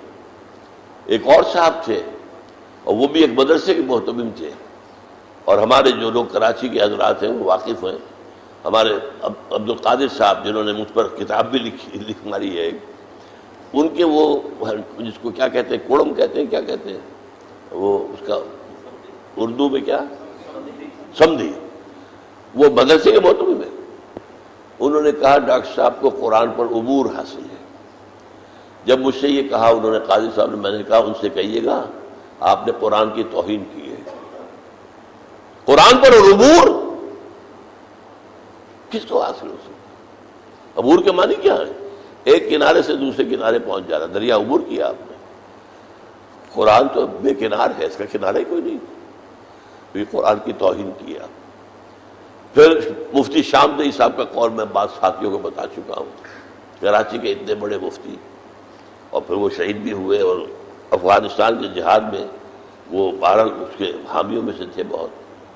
انہیں میں نے بلایا ایک ناشتے کے اوپر، اب فوت ہو گئے ہمارے ساتھی سید سراج الحق صاحب، ان کے گھر پر خوب اچھا ناشتہ وہ کراتے تھے، تو وہاں وہ ناشتہ ہوا ان کا، شیخ جمیل الرحمان صاحب بھی تھے۔ اس کے بعد گفتگو ہوئی، کہنے لگے ڈاکٹر صاحب میں نے آپ کا ایک ایک لفظ پڑھا ہے اور مجھے کوئی اختلاف نہیں، لیکن ہم آپ کا ساتھ نہیں دے سکتے، ہم اگر آپ کا ساتھ دیں گے اپنی برادری سے خارج کر دی جائے۔ یہ برادریاں بنی ہوئی ہیں، مودۃ بینکم فی الحیات الدنیا، دنیا کی زندگی میں آپس کی ہے دوستیاں اور آپس کی مودت و رحمت، اور اس کے جو حلقے بن گئے اس سے باہر ہونا۔ پھر مثال دی، میرے تو علم میں بھی نہیں تھی یہ بات، ان کی دی ہوئی مثال بتا رہا ہوں کہ مولانا انور شاہ کاشمیری رحمۃ اللہ علیہ کے اصل شاگرد رشید مولانا محمد چراغ تھے گجرانوالے والے، جن کا وہاں مدرسہ بھی اب تو فوت ہو چکے ہیں، تو کہا اصل شاگرد وہ تھے، لیکن چونکہ ان کے دل میں مولانا مودودی کے لیے ایک نرم گوشہ تھا، وہ کوئی رکن نہیں بنے تھے جماعت کے، نرم گوشہ تھا، اس کی بنا پر ایسا ان کو خارج کیا ہے کہ کوئی جانتا بھی نہیں دیوبندی حلقے میں کہ محمد چراغ کا نام۔ یہ ہے اصل میں، یہ جو بن چکے ہیں یہ ان کے اپنے دائرے ہیں، ہم میں سے کوئی ہے یا نہیں ہے، ہم میں سے نہیں ہے، بات ختم۔ اور اس کی سب سے بڑی مثال کیا ہے، ابو الکلام کی پشت پر شیخ الہند موجود تھے، شیخ الہند کی تجویز تھی اسے امام الہند مانو، اس کے ہاتھ پر بیعت کرو، لیکن نہیں، خود ان کے ساتھی بھی شاید یہی سوچتے ہوں گے ہمارا شیخ جو ہے بڈھا ہو کر جو ہے سٹھیا گیا یا 17-12 ہو گیا، یہ کیا کہہ رہا ہے، کیونکہ وہ ہمیں سے تو نہیں تھا ابو الکلام۔ یہ ہے اصل میں ان کے اپنے دائرے ہیں، اپنے حلقے ہیں، اور مدرسے جو ہے وہ جاگیریں ہیں، کیونکہ معمولی بات نہیں ہوتی ہے یہ بھی۔ محمد نعمان کراچی سے لکھتے ہیں، ڈاکٹر صاحب ایک طرف اسلام کی نشست ثانیہ میں ایک کرنے کا کام بیان فرماتے ہیں کہ ایسے نوجوان ہوں جو تخلیقی اور تحقیقی کام کریں، یعنی علمی کام کریں، جبکہ تنظیم اسلامی نے انقلاب کا جو طریقہ کار اختیار کیا وہ منہج انقلاب نبوی سے لیا گیا، جس میں نشست ثانیہ والا کام نظر نہیں آتا، اور تیسری طرف سورہ آل عمران آیات 102 تا 104 میں سے نکاتی لاہ عمل بیان کیا گیا، ان تینوں چیزوں کے درمیان تطبیق فرما دیجیے۔ تطبیق اصل میں یہ ہے کہ جو یہ سورہ آل عمران کی آیت ہے اس میں پہلی بات کیا ہے، وہ نشست ثانیہ نہیں، پہلے سورہ آل عمران کی آیت لے لو نا جس کا حوالہ دیا ہے، جی جی، یا ایھا الذین آمنوا اتقوا اللہ حق تقاتہ نہیں ومن یعتصم باللہ، ہاں نہیں، جو جس آیت کا حوالہ دیا ہے وَلْتَكُن مِّنكُمْ أُمَّةٌ يَدْعُونَ إِلَى الْخَيْرِ وَيَأْمُرُونَ بِالْمَعْرُوفِ وَيَنْهَوْنَ عَنِ الْمُنكَرِ۔ دعوت الی الخیر کے میں نے ہمیشہ 3 مراتب بیان کیے ہیں۔ سوسائٹی کا سب سے اونچا طبقہ انٹلیکچوئلز کا، ان کو دعوت دی جائے گی بالحکمہ، عوام کو دعوت دی جائے گی بالموعظۃ الحسنہ، اور جو بگڑے تگڑے آپ کو بگاڑنے پر آمادہ ہو ان سے کیا جائے گا جدال یا مناظرہ۔ یہ 3 لیول دعوت کے۔ اس دور میں وہ پہلی سطح کی دعوت کا حق ادا کرنے کے لیے ضروری ہے کہ جو غلط فلسفوں نے غبار طاری کر دیا ہے پوری فضا پر، ان کو توڑا جائے، یہ اس کا تقاضا ہے۔ تو اس میں ظاہر بات ہے کہ ہم نے اگر اتنا بڑا اجتہاد کیا ہے اور اس پر دل مطمئن ہے، اللہ کا شکر ہے کہ میں نے یہ نہیں کہا کبھی کہ قتال جو ہے وہ حرام ہے یا ہم ختم کر دیا، نہیں، اگر حالات اس وقت اجازت دیں گے اس وقت کی قیادت فیصلہ کرے گی، لیکن ایک آلٹرنیٹ ہے، یہ بھی تو اجتہاد ہے کہ نہیں۔ اسی طرح یہ اجتہاد، اس میں ہم سے کچھ غلطیاں ہوئی ہیں اور ہماری کوششیں اس میں کچھ ناکام ہوئی ہیں، ہم اب تک اس میں کوئی بڑا کام کر نہیں سکے۔ ان میں سے ایک بڑی غلطی یہ ہوئی کہ ہمارے کچھ نوجوان امریکہ میں وہ تنظیم میں آئے، ابھی دین میں ان کی جڑیں پوری گہری اور مستحکم نہیں تھی کہ ہم نے جو بات کہی تھی اس کے لیے انہوں نے جو یونیورسٹیوں میں داخلے لے کے اور وہاں پڑھنا شروع کر دیا۔ اب یہ مغربی یونیورسٹیوں کا ماحول اتنا مرعوب کن ہوتا ہے کہ اچھے جا کر وہاں پر جو حیران اور ہو جاتے ہیں، تو ان میں سے بہت سے لوگ جو ہے وہ پھر غلط راستوں پر بھی پڑ گئے ہیں، لیکن کچھ لوگ ٹھیک ہیں اب بھی ہیں، اور ان پہلوں کے بارے میں بھی مجھے توقع ہے کہ وہ انشاءاللہ واپس آئیں گے، لیکن یہ کہ تاحال ہمیں اس میدان میں کوئی خاص کامیابی نہیں ہوئی۔ تو ظاہر بات ہے کہ انقلاب نبوی کے اندر بھی پہلا مرحلہ تو دعوت ہے اور دعوت ایمان ہے، نشست ثانیہ کا اختتام کیا ہے؟ یہ نہیں ہے کہ ہمیں تحقیق برائے تحقیق کرنی ہے، بلکہ اتنا ایمان گہرا حاصل کر کے کہ وہ حال بن جائے، یہ الفاظ ہیں وہاں پر اس کے بعد موجودہ فلسفوں کا جائزہ لینا ہوگا کہ اس میں سے حق کیا ہے باطل کیا ہے، اس لیے کہ باطل محض کوئی نہیں ہے، ہر شے میں کوئی نہ کوئی حق کا پہلو موجود ہے۔ اگر ہم اسے ریجیکٹ کر دیں ٹوٹل تو اس کا حق بھی آپ نے چھوڑ دیا، اور یہ آپ کا نقصان ہے۔ تو ان کا جو ایک روب پڑا ہوا ہے ان فلسفوں کا، اس روب کو ختم کرنا ضروری ہے تاکہ آپ کے لوگ جو ہے وہ آپ کی بات سننے پر آمادہ ہوں کہ واقعتاً بھائی انہوں نے تو فلاں فلسفے کے طور پہ یہ کام کر دیا، فلاں فلسفے کے خلاف یہ کتاب لکھ دی ہے۔ یہ نہیں ہوگا کہ وہ مان دیں گے، وہ کبھی نہیں مانیں گے، لیکن آپ کے ہاں جو بھی انٹیلیجنسیا ہے اس پر جو روب طاری ہے ان کا وہ ختم ہو جائے گا۔ اور دوسرے یہ کہ آپ در حقیقت خود اپنے اس گہرے یقین اور ایمان کے اندر آپ میں بھی پختگی ہوگی اور انٹلیکچوئل طبقے تک آپ بات پہنچا سکیں گے۔ تو ان میں کوئی تضاد نہیں ہے، یہ دونوں ایک دوسرے کو سپلیمنٹ کرنے والے بات ہیں۔ اور یہ دو تحریریں میری ایک ہی سال میں نکلی ہیں، نشرت ثانیہ اور تنظیم اسلامی کا وہ جو قرارداد مقاصد اور اس کی جو تشریح ہے وہ بھی اسی سال کی ہے۔ وہ ایک ہے اس اعتبار سے اوپر سے جو آپ نے پڑھا ہوگا کہ اس وقت کیا ہے، پوری دنیا پر ایک خاص تہذیب کا غلبہ ہے، اوپر کے طبقات ہر ملک کے اسی تہذیب میں، چاہے ہمارے ہوں چاہے سکھوں کے ہو چاہے ہندوؤں کے ہو، اوپر کے طبقات اسی مغربی تہذیب اور تمدن میں ہے۔ نیچے فرق ہے، جیسے زمین میں کہیں پہاڑ ہے کہیں غار ہے، نیچے تو فرق ہے، اوپر سب کی جگہ ہوا وہی فضا ایک ہی ہے۔ وہ تو وہاں سے اس فضا میں خلا اس کے اندر رکھنے پیدا کیے بغیر آپ عام لوگوں کی بات تک آپ خاص طور پر اپنے معاشرے کے بھی جو انٹلیکچوئل ایلیٹ ہے اس تک بات نہیں پہنچا سکتے۔ اور ایک مطلب بات چلتی ہے نیچے سے، میں ہوں، میری موت ہے اور میرا قیامت کا محاسبہ ہے، میری کامیابی کس پر ہے؟ ان پڑھ آدمی ہے اسے بھی چاہیے نجات کا، تو وہ بھی درکار ہے نا، بڑے سے بڑا فلسفی بھی نجات کا طالب ہے، لیکن عام آدمی بھی تو ہے نا۔ تنظیم سب کو سمیٹتی ہے، عام آدمی بھی آئے، ایک انقلابی جدوجہد ہے اس میں وہ آئیں گے، ان کا اپنا کام ہوگا۔ کیا پتا ہے کہ وہ کارکن کو جو کسی جلسے کے لیے وہ دری بچھا رہا ہے وہ اس کا اجر اس سے زیادہ ہو جو وہاں کھڑا ہو کر تقریر کر رہا ہے۔ اس میں ہو سکتا ہے عجب پیدا ہو جائے، اسے خیال ہو میری تقریر کیا کہنے، رنگ بند گیا ہے، پتہ نہیں ایسا خیال آ جائے، اور آیا تو گئے، زیرو ہو گیا، سارا معاملہ جو ختم ہو گیا۔ ظاہر بات ہے اس میں امکان ہے ریا کا اور سماع کا، اس میں تو ہے ہی نہیں۔ یہ تو بڑا سیف ہے، دریا بچھا رہے ہیں۔ جب پوسٹر لگایا کرتے تھے ہم جماعت اسلامی میں جب سے، اب ایک کارکن پوسٹر لگا رہا ہے، دریا بچھا رہا ہے، اور ایک ہم جا کر جب تقریر کرنی ہوتی تھی تو جا کر بیٹھ جاتے تھے اچکل پہن کے اور پورے طریقے سے جیسے فٹ ہو جائے کسی جگہ پر آدمی، اور اس کا امکان ہی نہیں تھا کہ ہم پہلے اس میں دری بچھانے میں بھی شریک ہوں، اور وہ تو نہیں ہے۔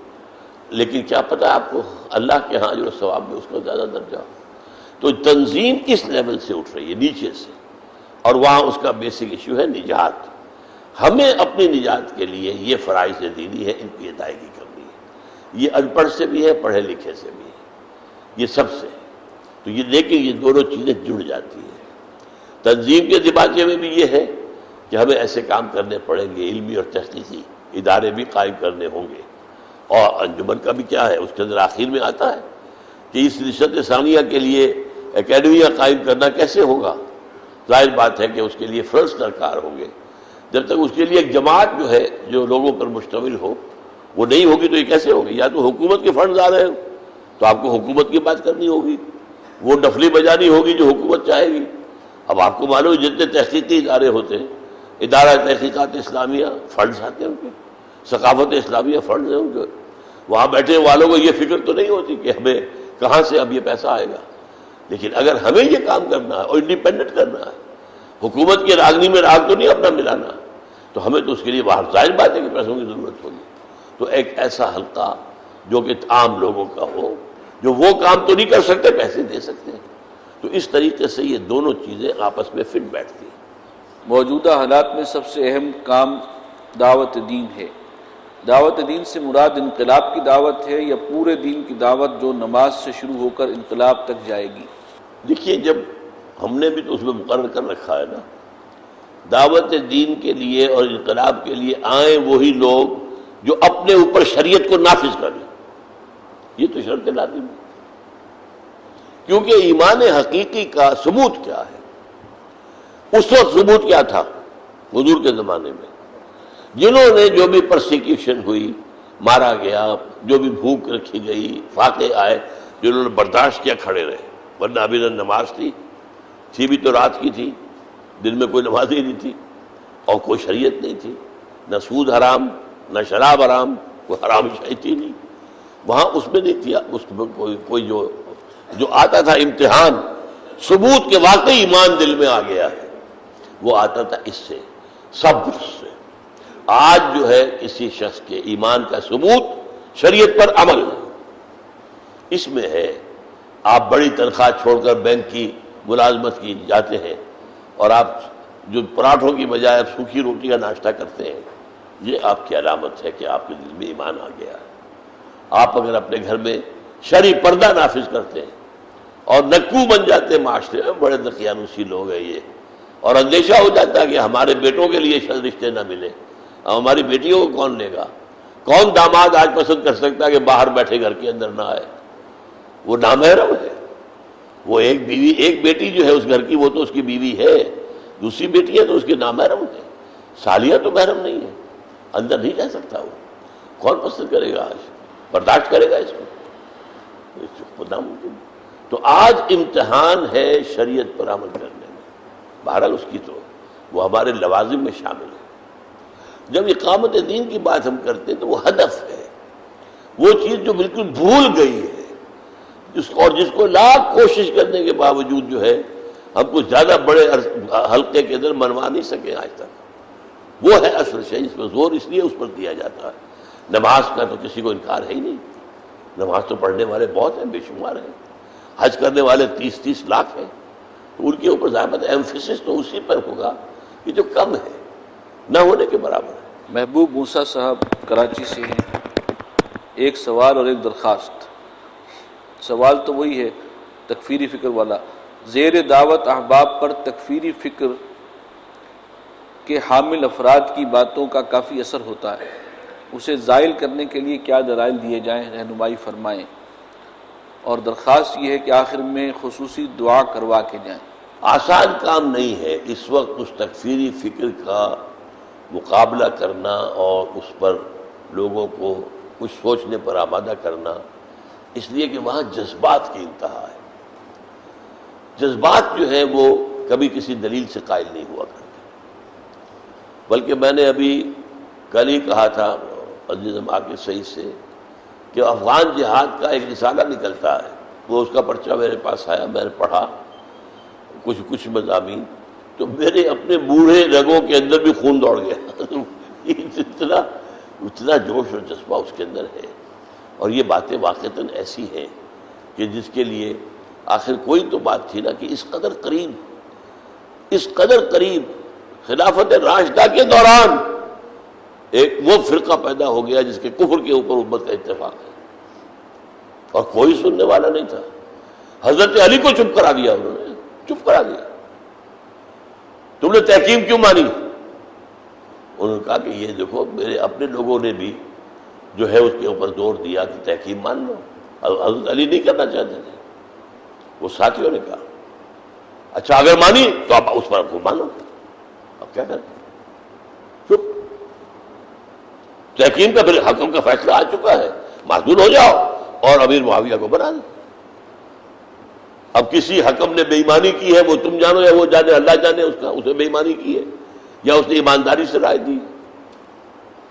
وہ تو کہتے ہیں نا کہ موسیٰ اشعری جو ہے وہ تو تھے بہت نیک اور بہت شریف اور دھیمے مزاج کے آدمی، جنہیں حضرت علی نے مقرر کیا تھا اپنی طرف سے. ادھر سے عمرو بن عاص تھے، ایک زمانے کے سیاستدان، بہت بڑے سیاستدان. عرب نے جو بڑے سے بڑے سیاستدان پیدا کیے ان میں یہ دو، ایک حضرت عمرو بن العاص اور ایک امیر معاویہ. ان کے سیاستدان ہونے میں کوئی اختلاف ہی نہیں. اب وہاں پر کیا ہوا؟ وہ کہا کہ طے یہ ہوا کہ ہم دونوں ان دونوں کو معذور کر دیتے ہیں. یہ روایت ہے، مجھے نہیں معلوم کیا ہوا، تو اللہ جانے. تم ان کو کر دو، میں ان کو کر دیتا ہوں. اچھا، ابو موسیٰ اشعری کھڑے ہو کر میں علی کو معذور کرتا ہوں، عمر بن العاص میں امیر معاویہ کو قائم کرتا ہوں۔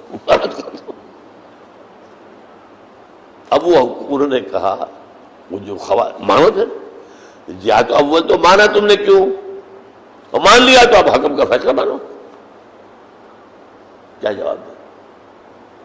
تو بعض حالات ایسے ہوتے اس وقت واقعتاً یہ تو بہت ٹھنڈے دل سے سمجھایا جائے کہ بھائی وہ طریق نبوی جو ہے اس کو سمجھو، اور اس کے خلاف پیمبر کسے نہ گزید کہ ہرگز بمنزل خواہد رسید۔ میں نے اسی لیے زور دے کر ہمیشہ کہا ایک واحد راستہ یہ ہے، اور کوئی راستہ نہیں۔ دوسرا سوال ان کا ہے کہ قتل کے ضمن میں 4 صورتیں آپ نے پہلے بیان فرمائی ہیں سورہ بنی اسرائیل کے درس کے حوالے سے۔ نمبر 1 مرتد، نمبر 2 شادی شدہ زانی، نمبر 3 قتل کے بدلے قتل، اور نمبر 4 حربی کافر۔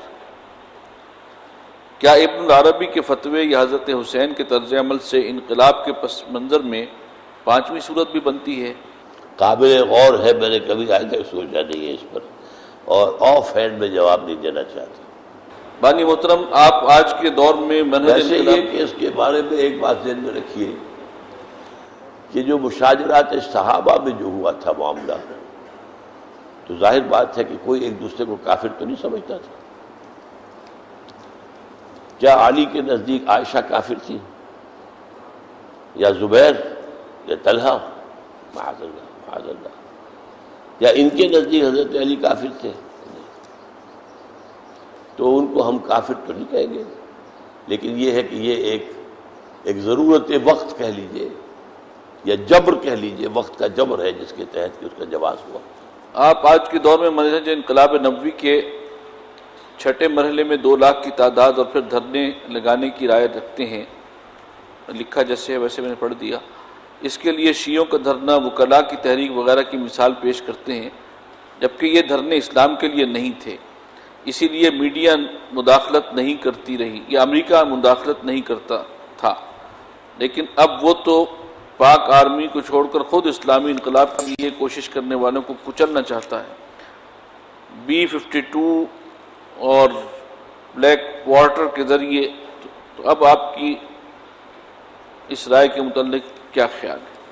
میرے نزدیک اس کے سوا کوئی راستہ ہے ہی نہیں، اور اب ہم اس کے معاملے میں اللہ کی مدد پر سارا ہمارا توکل و دار ہوگا۔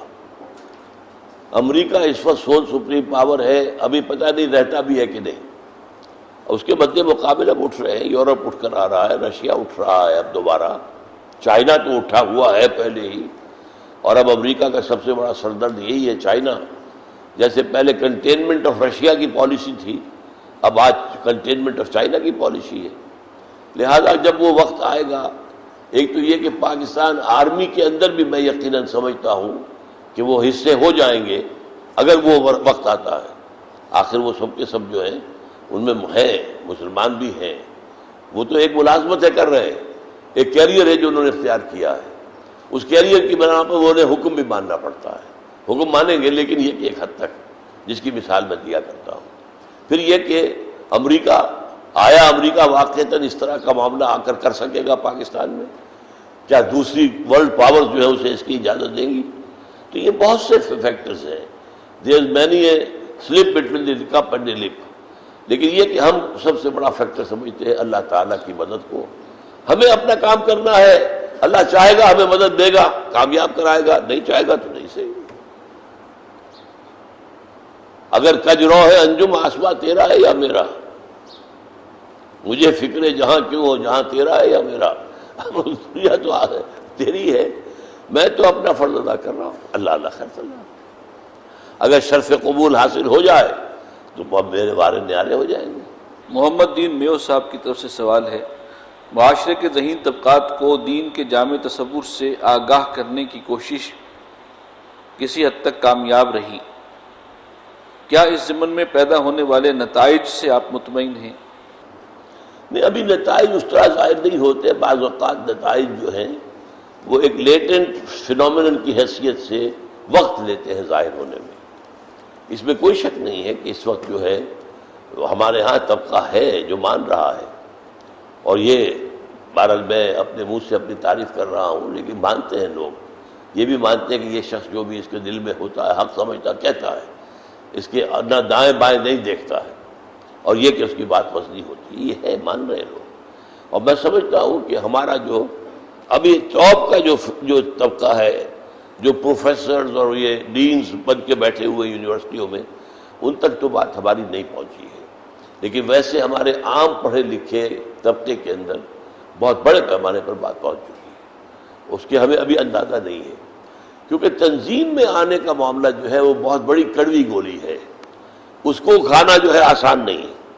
بیت کے نفس ہی لوگ جو ہے وہ خائف ہو کر اور وہاں سے فرار کی راہ اختیار کرتے ہیں، لیکن فکر اور سوچ یہ تو اپنی جگہ بڑھ رہی ہے، اللہ کا شکر ہے۔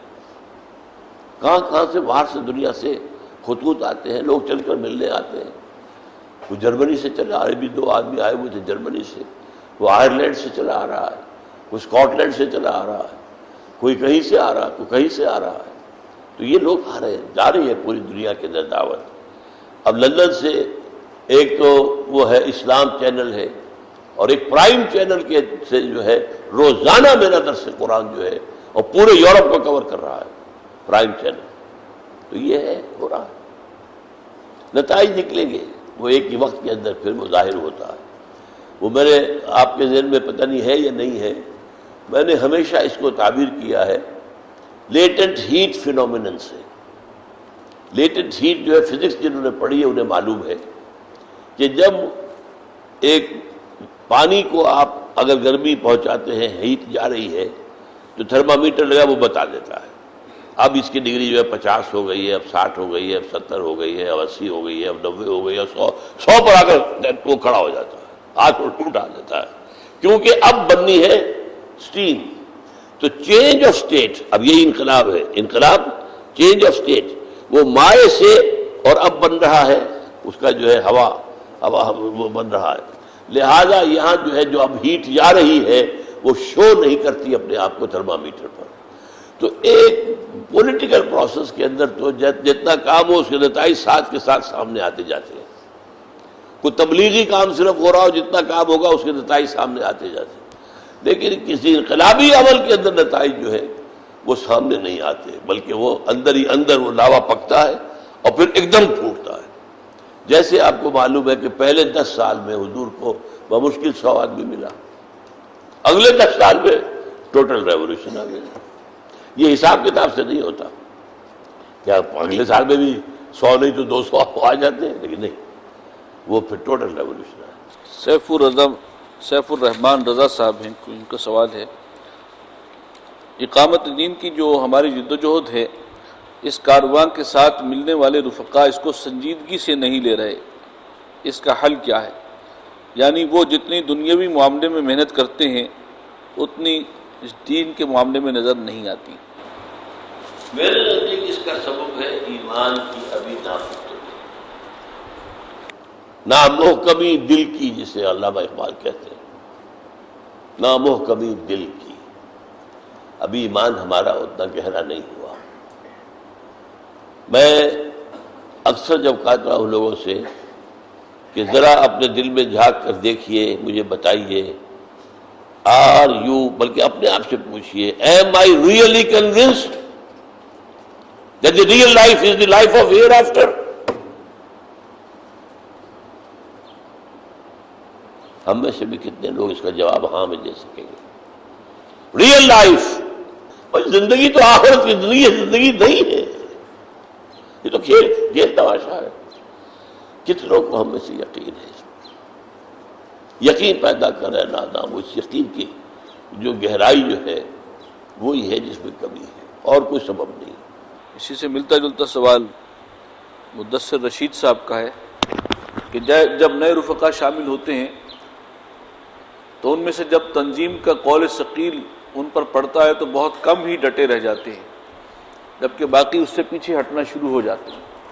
کیا ان کا شاکلہ ہی ایسا ہوتا ہے یا ہمارے تربیتی نظام میں کوئی کمی ہے؟ یقیناً سارے فیکٹرز اس میں ہوتے ہیں، کم ہمتی ان کی بھی ہو سکتی ہے، جیسے کہ ہم نے پڑھا تھا کہ کسی تحریک میں شامل ہونے کے بعد پسپائی کے راستے بہت سے ہوتے ہیں، ایک یہ بھی ہوتا ہے کہ اصل کم ہمتی اپنی ہے، لیکن الزام دے گا جی یہ تو کام ٹھیک نہیں ہے، یہ لوگ غلط ہے، یہ وہ نکل جاتے ہیں دوسروں کو الزام دے کر۔ لیکن یہ کہ اس میں بہرحال ہمیں یہ ساری کمزوریاں ان کو برداشت بھی کرنا ہے، اپنی جد و جہد کو جاری رکھنا ہے۔ سوال ان کا یہ ہے کہ ہر دور کی انٹیلیجنسیا جو ہے وہ آڈینس مختلف ہوتی ہے، آپ نے اپنے دور کی انٹیلیجنسیا کو تو خوب ایڈریس کیا، لیکن آج کی انٹیلیجنسیا کو آپ کی تقاریر سمجھ نہیں آ رہی، کیا کرنا چاہیے؟ دیکھیے میں نے یوں سمجھیے کہ انٹیلیجنسیا ایک بڑا بھاری لفظ ہے، میں نے انٹیلیجنسیا کو نہیں ایڈریس کیا ہے بلکہ پڑھے لکھے لوگوں کو، جدید تعلیم یافتہ لوگوں کو یوں کہنا چاہیے۔ میرا وہ اونچا مقام نہیں ہے۔ وہ جو لوگ جو کئی پی ایچ ڈی کرے بیٹھے ہو اکنامکس کے اندر، میں ان سے بات نہیں کر سکتا، میرا ان کے ساتھ کمیونیکیشن نہیں ہوتا۔ کئی ڈگریاں فلسفے میں لے کر بیٹھے ہوئے ہیں، یہ تو وہی ہے کہ جو خود بھی پی ایچ ڈیاں کر چکے ہوں وہ آنکھ میں آنکھ ڈال کر بات کر سکتے ہیں، باقی جو کہ عام آدمی نہیں کر سکتا۔ لیکن یہ کہ ہمارے ہاں کا جو پڑھا لکھا طبقہ ہے وہ انٹیلیجنسیا جو ہوتا ہے وہ تو ہوتا ہے بہت ہی مائنیوٹ سا، اس کی مائنورٹی ہے، مائنورٹی۔ بڑا طبقہ یہ ہے، اس کے اوپر روب ہے مغربی فلسفے کا، اس روب کو کسی طریقے سے توڑ دیا جائے تو پھر اس تک بات پہنچ جاتی ہے، اور وہ پہنچ رہی ہے۔ پھر یہ کہ میں نے الحمدللہ اب جیسے یہی ہے جو ڈارون کا نظریہ ہے، میں نے اس کا وہ توجیہ پیش کی ہے کہ اس کی ساری خباثت ختم ہو گئی۔ خباثت کیا ہے؟ اگر انسان صرف یہی انسان ہے اور یہ ہوا ایوولوشن سے حیوانات سے بڑھ کر آیا تو بس حیوان ہی ہے، اور کیا ہے؟ اور اس کے بعد آپ کو پتہ ہے اس نظریے کے بعد جو دنیا میں ادب پیدا ہوا، لٹریچر، وہ یہ تھا کوئی کتا کوئی فرق نہیں کرتا یہ میری بیوی ہے یا ماں ہے یا بیٹی ہے، یہ انسان نے کہاں سے کر لیا، کیوں کر لیا؟ یہ فرینچ جو ہے لٹریچر، میں نے اس کے اندر آپ کو ایک دیگ کا چاول دکھایا ہے۔ پھر حیوان بھی ہمارا جو ہے وہ گویا کہ ہادی ہے، اسی کے مطابق ہمیں چلنا چاہیے۔ ہماری بھی جبلتیں وہی ہے جو حیوان کے اندر ہے، ان کے اندر تو کوئی فرق نہیں ہے۔ یہ بھی فلسفہ آیا، یہ لباس حیوان پہنتا ہے، ہم نے خاکہ اوڑھ لیا ہے۔ نیوڈسٹ موومنٹ چلی ہے، نیوڈسٹ کلبز بنے ہیں، ننگے کلب، بالکل مادرزاد برہنہ لوگ اس میں ہوں گے، عورتیں مرد، نیوڈسٹ کلب، بالکل ننگے ہو کر وہ اپنے جلوس نکال دیتے ہیں، اور لوگ دیکھتے ذرا آنکھیں ہٹاتے تو ہنستے ہیں، یہ لوگ جو ہے یہ دیکھ نہیں سکتے۔ یہ سب کیا حیوان؟ اگر حیوان ہو تو پھر یہی ہے، پھر دلیل ہے، پھر آپ کے لیے جو ہدایت اور رہنمائی ہے وہ حیوانات کے اندر ہے۔ لیکن جب اس کے ساتھ بات واضح ہو جائے، اصل انسان وہ روح ہے جو ہمارے اندر، یہ man in his ignorance identifies himself with the material sheets which encompasses real self. وَلَا تَكُونُوا كَالَّذِينَ نَسُوا اللَّهَ فَأَنسَاهُمْ أَنفُسَهُمْ، اسے ہم بھولے بیٹھے، وہ میں نے یاد کرایا ہے۔ روح پر جتنی گفتگو میں نے کی ہے آج کوئی بھی نہیں کرتا، ختم نہیں کرتا، لیکن میں نے کھل کر باتیں کی ہیں۔ میں نے کہا مجھے بتائیں، وہ جو کہتے ہیں کہ حضور فرماتے ہیں کہ میں تو اس وقت بھی نبی تھا جبکہ آدم ابھی مٹی اور پانی کے درمیان تھے، وہ کام کون تھا؟ وہ آدم کے 6000 سال بعد پیدا ہونا ہے محمد کو، یا 10,000 سال بعد پیدا ہونا، وہ کون تھے؟ یہ عالم ارواح کا معاملہ ہے بھائی۔ تو اگر عالم ارواح کو نہیں مانتے تو یہ جو سورہ کہف میں کہہ دیا گیا ہے لَقَدْ رَأَيْتُمُونَا كَمَا خَلَقْنَاكُمْ أَوَّلَ مَرَّةٍ، آ گئے نا ہمارے پاس جیسے کہ ہم نے تمہیں پہلی مرتبہ پیدا کیا تھا۔ وہ پہلی مرتبہ پیدا کرنا کون سا تھا اور دوسری مرتبہ پیدا کرنا کون سا تھا؟ پہلی مرتبہ کی تخلیق عالم ارواح میں تھی، جسم نہیں تھے، لیکن تمام انسانوں کی ارواح موجود تھی۔ کل بٹر صاحب بھی اس کو بیان کر چکے ہیں۔ اور دوسری مرتبہ پھر ہم آئیں گے جب سب کے سب کھڑے ہوں گے، اس وقت ہم اللہ تعالیٰ ایک نیا جسد بھی ہمیں دے گا، لیکن سب ہوں گے نا۔ تو روح کا معاملہ جو ہے، اچھا وہی کسے کہتے ہیں؟ ان کانوں سے سنیے نہیں، بلکہ ایسا آتا ٹن، بس اس طرح کی ایک آواز آتی تھی، اور یہ نہیں الفاظ، اور دل کے اوپر وہ الفاظ فَإِنَّهُ نَزَّلَهُ عَلَىٰ قَلْبِكَ، آپ اس کو نازل کیا ہے آپ کے قلب پر، براہ راست قلب۔ اور یہ قلب دیکھتا بھی ہے، قلب سنتا بھی ہے، قلب سوچتا بھی ہے، عقلیں دو ہیں، ایک عقل حیوانی ہے وہ یہاں ہے، ایک عقل روحانی ہے وہ یہاں ہے۔ ایک دیکھنا آنکھوں کا ہے، ایک دیکھنا دل کا ہے۔ فَإِنَّهُ لَا تَعْمَى الْأَبْصَارُ وَلَكِنْ تَعْمَى الْقُلُوبُ الَّتِي فِي الصُّدُورِ۔ یہ نگاہیں اندھی نہیں ہوا کرتی، دل اندھے ہو جاتے ہیں جو دلوں کے جو سینوں میں ہے۔ ابو جہل کی تو آنکھ تو اندھی نہیں تھی، ابو لہب کی تو بڑی بڑی موٹی موٹی آنکھ تھی، وہ تو اندھی نہیں تھی، دل کی آنکھ اندھی تھی۔ تو یہ پورا مکمل وجود ہے، انڈیپینڈنٹ آف دس فزیکل وجود۔ وہ روحانی وجود مکمل ہے، اس کی اپنی آنکھ ہے، اس کی اپنے کان ہیں، اس کی اپنی عقل ہے۔ اسی لیے قلوب یفقہون بہا، تفقع قلب کے ساتھ، یہ روح کا تفقع ہے، اور وہ جو ہے ایک ہے اس دماغ کے ساتھ۔ یہ کمپیوٹر ہے، اس کمپیوٹر میں یہ ڈیٹا جو ہے فیڈ ہوتا ہے۔ یہ آپ نے دیکھا سنا، جیسے ہر کمپیوٹر کے اندر آپ کو ڈیٹا تو دینا پڑے گا نا، ڈیٹا فیڈ کیا، کمپیوٹر نے پروسیس کر کے نتیجہ نکال کے دے دیا آپ کو، اسی کمپیوٹر کی میموری میں ڈال دیجیے، پھر اور دیکھیے اور سنیے، پھر اور نتیجے نکالیے۔ اس طریقے سے انسانی علم علم آدم الاسماء کلہا، وہ اس طرح بڑھا ہے، اور جو وہی ہے وہی کو پہچاننے والی دل کی آنکھ ہے۔ تو یہ اصل میں روحانیت اور روح، اور اس پر جو ہے میرا کتابچہ جو ہے بہت پہلے لکھا جا چکا تھا جو عظمت صوم پر ہے، اسے پڑھ کر ایک بہت بڑے عالم دین نے، ایک مدرسے کے وہ محتمم ہیں، وہ خیر ان کی اور بات تو میں چھوڑ رہا ہوں اس وقت، منفی بات نہیں بتانا چاہتا، لیکن مثبت بات انہوں نے یہ بتائی کہ مجھے آپ سے صرف ایک معاملے میں اختلاف ہے اور کسی میں نہیں ہے، اور وہ ایک معاملہ کیا ہے کہ آپ مولانا تحسین صاحب کے موقف کے قائل ہیں کہ مضارعت حرام ہے۔ میں نے کہا ٹھیک ہے، جو میری رائے ہے ان کی رائے کے ساتھ ہے، میں ان کے دلائل کو بند نہیں مانتا ہوں۔ پھر انہوں نے کہا کہ میں نے جب آپ کا کتابچہ پڑھا ہے عظمت صوم، تو میں نے کہا ہمارے ڈاکٹر صاحب تو صوفی بھی ہیں، یہ الفاظ ان کے تھے، بالکل میں آپ کو ایگزیکٹ بتا رہا ہوں، ہمارے ڈاکٹر صاحب تو صوفی بھی ہیں۔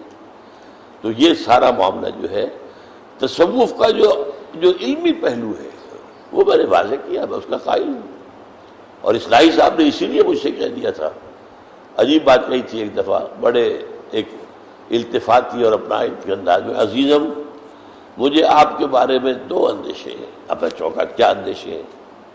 ایک تو یہ کہ آپ ذہین بہت ہیں، اور دوسرے یہ کہ آپ میں تصوف کی لٹک ہے۔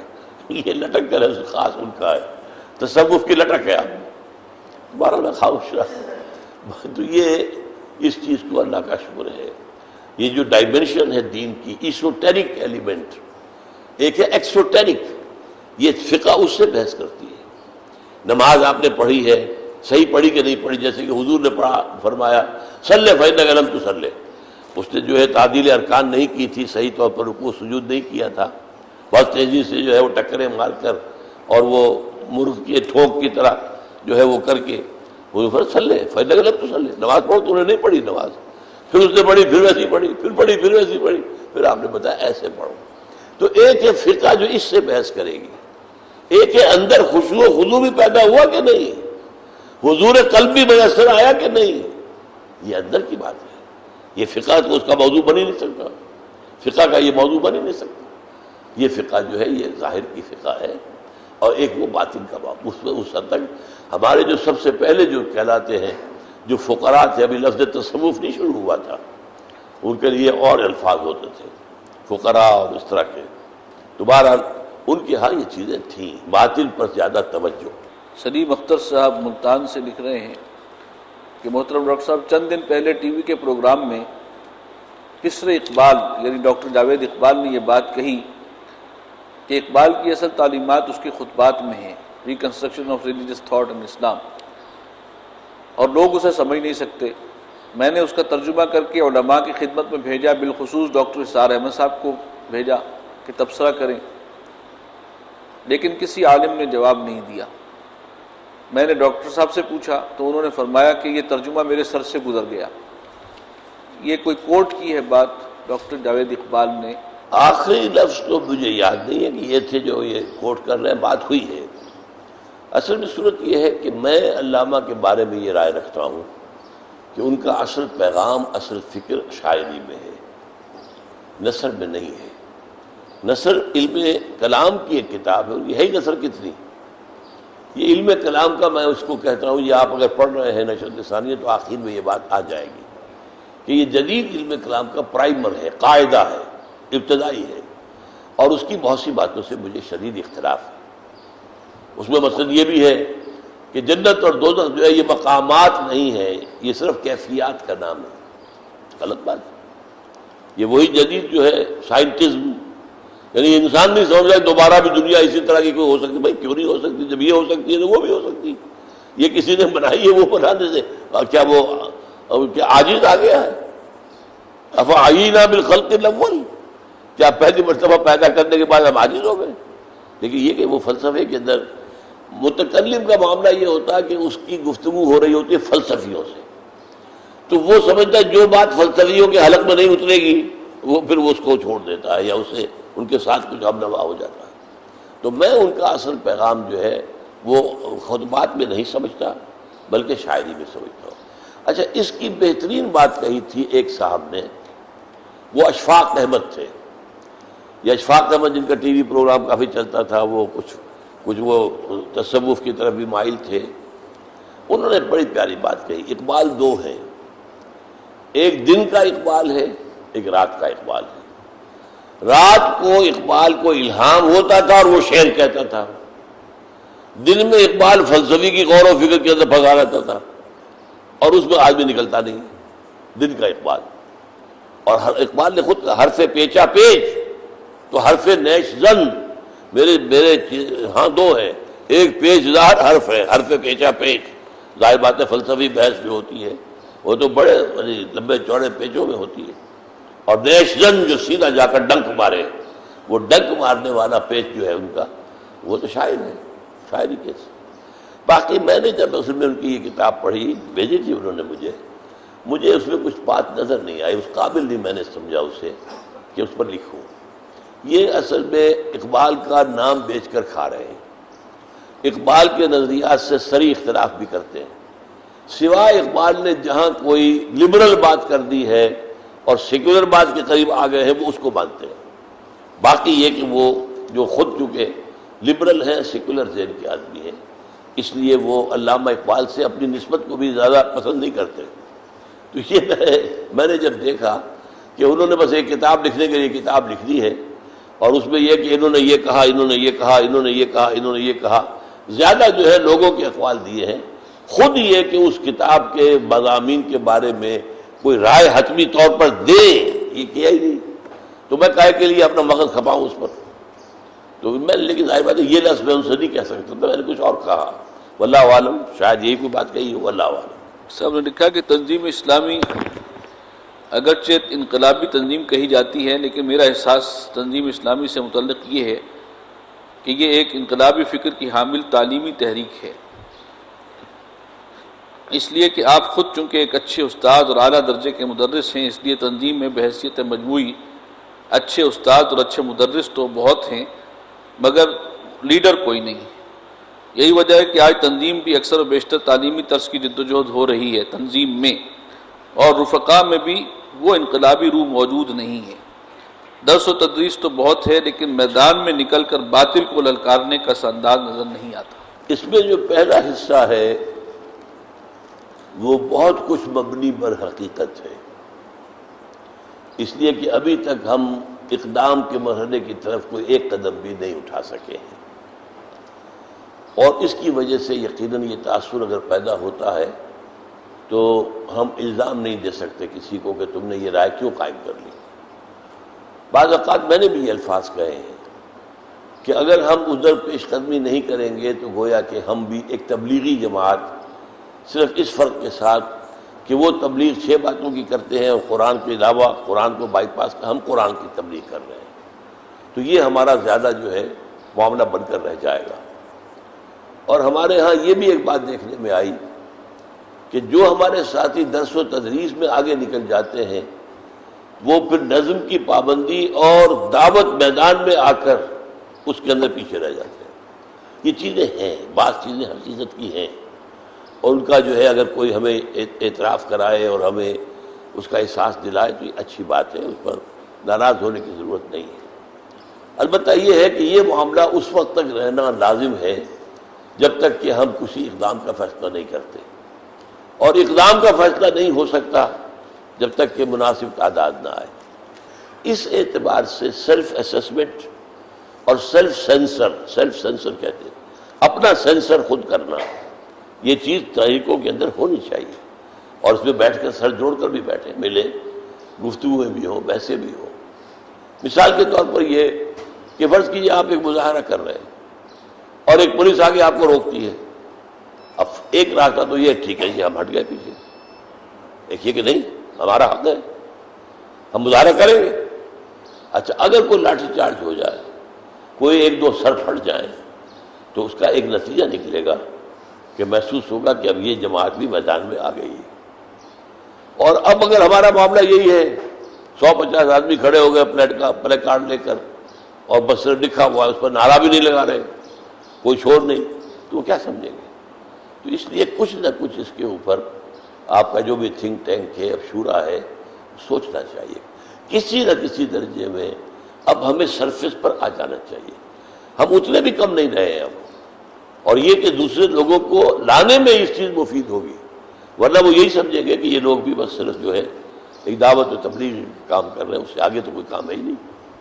تو میں نے جیسا کہ بتایا کہ آپ کی بات میں کچھ جزوی صداقت ہے، اور یہ ہمیں اپنے بارے میں سوچنا چاہیے، اور کوئی نہ کوئی ایسی صورتیں اختیار کرنی چاہیے کہ لوگوں کو محسوس ہو ہماری ایکٹیویٹی، کہ ہم آئے ہیں آگے اور کچھ کام کر رہے ہیں۔ واللہ عالم۔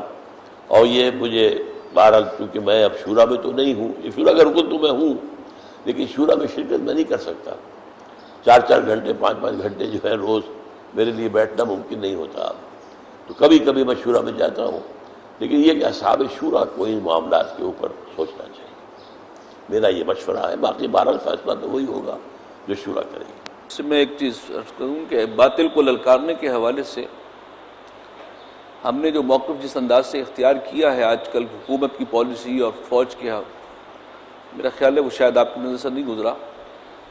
ہم نے پچھلے دنوں اخبار میں اشتہار دیا جو صرف نوائے وقت نے شائع کیا، جنگ نے شائع نہیں کیا، اور ہم نے صدر پاکستان، وزیر اعظم اور آرمی چیف کو خطاب کیا کہ خدارا اللہ کے عذاب کو دعوت مت دو، اور پوری بات کہی ہے، اور علماء کی بات بھی پہنچی ہے تو انہوں نے کہا کہ ہاں کسی نے تو یہ حق ادا کیا ہے کہ باطل کے خلاف آج اٹھ کر بات کرے۔ تو یہ ایک چیز جو ہے اس کو آپ نظر انداز نہ کریں، اور جس انداز سے ہم یہ بات کر رہے ہیں اور ممبر و محراب سے بھی بات کر رہے ہیں اور ندائے خلافت میں بھی کر رہے ہیں اور اس پر پریس کانفرنس بھی کی ہے، آج سب چپ کر کے چپ سادے بیٹھے ہوئے، کوئی اس طرح بات نہیں کر رہا۔ تو باطل کے حوالے سے اپنا ایک امیج جو ہے اس کو آپ یہ نہ سمجھیں کہ صرف کوئی خاص انداز سے بات کی جائے گی تو وہ باطل کے خلاف ہے۔ اس وقت سب سے بڑا باطل یہ ہے جو پاکستان پر مسلط ہے، اور الحمدللہ کہ تنظیم اسلامی اس پر بات کر رہی۔ محمد اشرف صاحب ہیں حلقہ شرقی پنجاب سے، کہ آپ کا نظریہ یہ ہے ڈاکٹر صاحب کہ اونچے طبقے کو آپ دعوت دے رہے ہیں، لیکن حضور صلی اللہ علیہ وسلم کی دعوت کو پہلے عام لوگوں نے مانا ہے، اس کی وضاحت فرمائیں۔ یہ ایک مغالطہ ہے جو بہت سیرت کے بارے میں لوگوں میں ہے۔ حضور کی دعوت پر سب سے پہلے ایمان لانے والا شخص ابو بکر، کیا وہ عام لوگوں میں سے تھا؟ وہ وہاں کی ہائرارکی میں بہت اونچے مقام پر۔ آپ قبائلی زندگی میں سوچ سکتے ہیں کہ قتل کا فیصلہ جو ہوتا ہے وہ کس قدر سینسیٹیو ہوتا ہے قتل کے مقدمے پر، وہ منصب تھا ان کے پاس۔ پھر عشرہ مبشرہ، یہ سب اس کے وہاں کے ایلیٹ کے لوگ تھے، سعید ابن زید، طلحہ، زبیر، عبد الرحمن ابن عوف، یہ کون لوگ ہیں؟ تو سب اب اصل میں زیادہ نمایاں جو ہو گیا معاملہ، کیونکہ ان لوگوں کو مارنی پڑی، ان کو کون مارے گا؟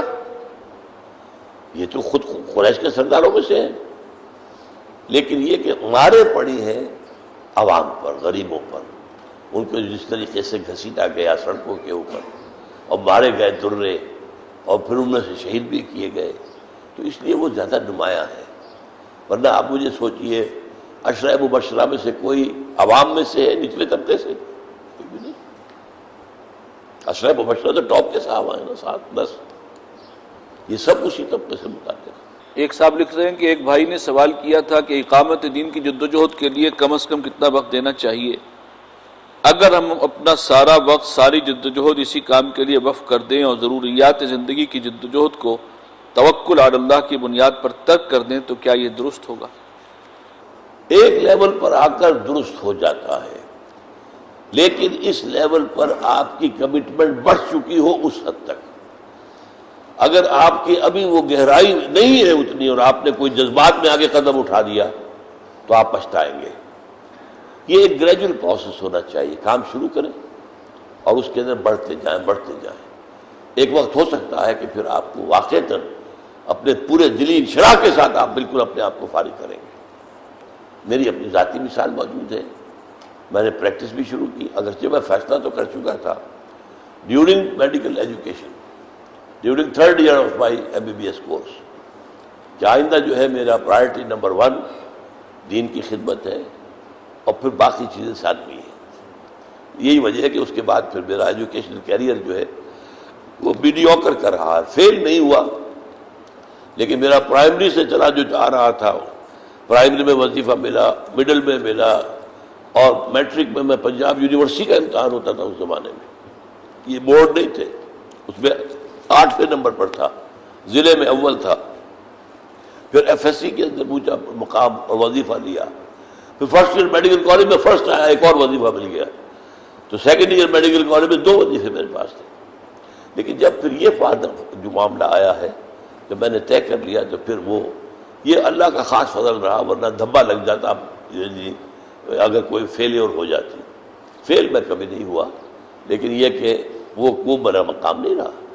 لیکن اس کے بعد میں نے پریکٹس بھی جو کی ہے بڑی نیم دلی کے ساتھ کی ہے، یہ میں آپ کو سچ بتا رہا ہوں۔ جب کبھی میرے مطب میں مریضوں کی آمد زیادہ ہوتی تھی اور میں گھبرا اٹھتا تھا کہ میں تو اس میں پھنس جاؤں گا بالکل ہی، اور میں تالا لگا کے کہیں چلا گیا فیصل آباد، وہاں مشورے ہوتے تھے، یہی اسی شہر میں مولانا حکیم عبدالرحیم اشرف صاحب یہاں ہوتے تھے جو جماعت سے علیحدہ ہوئے تھے نئی جماعت سازی کے لیے۔ کبھی چلا گیا میں کراچی، کبھی چلا گیا سکھر، کبھی چلا گیا صادق آباد، تو پھر یہ کہ مجھے پھر آتا تھا، پھر اپنا مطلب کھولتا تھا۔ تو میرا بالکل نیم دلی کے ساتھ میں نے مطلب کیا ہے، کوئی دل لگا کر نہیں۔ اور اس کے بعد ایک وقت وہ آ گیا کہ پھر مجھے وہ بھی بند کرنا پڑا، اس لیے کہ اب مطلب کے ساتھ جو ہے میں نے یہ بھی اچھی طرح سوچ، میں نے لکھا ہوا ہے حساب کم و بیش میں کہ کس قدر میں سخت جو ہے ایک اس کوفت کے عالم میں گزرا ہے میرے کئی مہینے، کہ میری صحت جواب دے رہی تھی، ٹیمپریچر رہنے لگا۔ اب ایک مطلب کا معاملہ بالکل مختلف ہے۔ اب میں دیکھتا تھا درس دے رہا ہوں مسجد ہیرن روڈ کرشن نگر میں مغرب کے بعد، اور دروازے پر کھڑے کئی آدمی ہاتھ میں شیشیاں لیے ہوئے دوا کی، یعنی وہ کہیں جا کے مطلب میں گئے ہیں، پتہ لگا وہ تو وہاں گئے، وہ تو کھڑے ہیں، اور وہ مجھے گالیاں دے رہے ہوں گے کہ ہمارا معاملہ یہ ہے اور یہ بیٹا درس دے رہا ہے یہاں پر۔ پھر یہ کہ میرا مکان جہاں تھا اسی میں نیچے مطلب اوپر رہائش، اب رات کو 2 بجے بھی اگر کسی نے دروازہ کھٹکھٹا دیا تو آپ نہ تو نہیں کر سکتے، یا تو جھوٹ بولے ہے ہی نہیں گھر پر، جھوٹ نہیں بولیں گے تو ظاہر بات ہے وہ نیند جو ہے آپ کی انٹرپٹ ہو گئی۔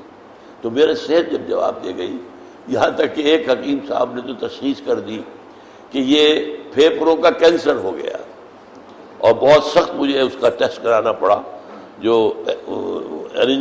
کون سی کوپی کہلاتی، برونکوسکوپی، اور اس زمانے میں برونکوسکوپی جو ہے وہ پھونکنے کی طرح کا ہتھیار ہوتا تھا لوہے کا، وہ جو ٹھوستے تھے گلے کے اندر، اللہ جو اس کی پھر تکلیف مجھے بعد میں رہی ہے۔ اب تو وہ ایک فلیکسیبل چین ہوتی ہے، پتہ ہی نہیں چلا، اس کے بعد بھی ہوا ایک دفعہ، مجھے پتہ بھی نہیں چلا۔ لیکن بہرحال پھر اس کے بعد میں یہ رہا کہ اب 2 راستے میرے سامنے ہیں، یا تو میں مطلب بند کروں تو میرے پاس کچھ نہیں ہے، نہ کوئی جائیداد، ایک مکان تھا میرا کل جائیداد جس میں نیچے مطلب اوپر میری رہائش، اور کوئی جائیداد نہیں تھی، اور کوئی زمین نہیں تھی، کچھ نہیں تھا۔ بھائیوں سے بھی اس زمانے میں میرے کچھ تعلقات کشیدہ تھے، لہذا ان کے سے بھی کوئی سپورٹ ملنے کی توقع نہیں تھی۔ لیکن یہ کہ گویا کہ اب سوائے اللہ کے اندھے توکل کے، اندھا توکل، اور کوئی راستہ نہیں تھا۔ یا پھر میں یہ کروں کہ جتنا میں نے کام آگے بڑھا لیا ہے، یہ 2 الفاظ ہیں جو ہماری ایٹمک صلاحیت کے بارے میں استعمال ہوتی ہیں، رول بیک بھی کروں اور کیپ بھی کر دوں، یعنی جتنا بڑھا لیا اسے کچھ کم کروں، اور وہاں پر فل اسٹاپ لگا دوں کہ اس سے آگے بڑھانا نہیں ہے. اس پر میری جو ہے تقریباً 4 مہینے کی سوچ، اور پھر یہ کہ اتنا بڑا معاملہ کہ میں اندھے کنویں میں چھلانگ لگا دوں کہ ہے کچھ بھی نہیں میرے پاس اور میں یہ مطلب بھی بند کر دوں. تو یہ کام میں ابھی 40 برس کا نہیں ہوا ہوں کہ میں اتنا بڑا فیصلہ، قرآن کہتا ہے حتی اذا بلغ اشدہ وبلغ 40 سنۃ، ایک شخص پورے طور پر بالغ جو ہوتا ہے، میرے خیال میں نفسیاتی بلوغ اس سے مراد ہے، تو وہ 40 برس کی عمر میں ہوتا ہے. تو میں اس سے پہلے یہ فیصلہ نہیں کرنا چاہتا. وہ تو اللہ کی بات ہے. تفسیر میں نے لکھی ہے، آپ نے پڑھی ہوگی کہ جب میں فروری 1971 میں حرم میں بیٹھا ہوا تھا حج کے موقع پر، کہ اچانک کسی نے مجھ سے کہا تم 40 برس کے ہو چکے ہو. باقاعدہ میں نے سنا کسی نے کہا ہے. میں سوچا واقعی قبری حساب سے میں ایگزیکٹ 40 کا تھا اس وقت. 39.25 برس میری عمر تھی شمسی حساب سے، جو ایگزیکٹ 40 بنتی. اسی وقت فیصلہ کیا، آتے ہی پھر میں نے سب اٹھا کے پھینک دیا. بہرحال آج تک فاقہ تو کوئی نہیں آیا. جو اس کے بعد ذرائع بنے میرے لیے وہ بھی میں نے لکھ دیے، وہ پڑھ چکے ہیں. تو یہ معاملہ ہوتا ہے گریجول، ایک دم نہیں. ایک دم اچانک آپ اگر قدم اٹھا دیں گے تو ہو سکتا ہے کہ بعد میں آپ پچھتائیں کہ یہ میں کیا کر بیٹھا ہوں.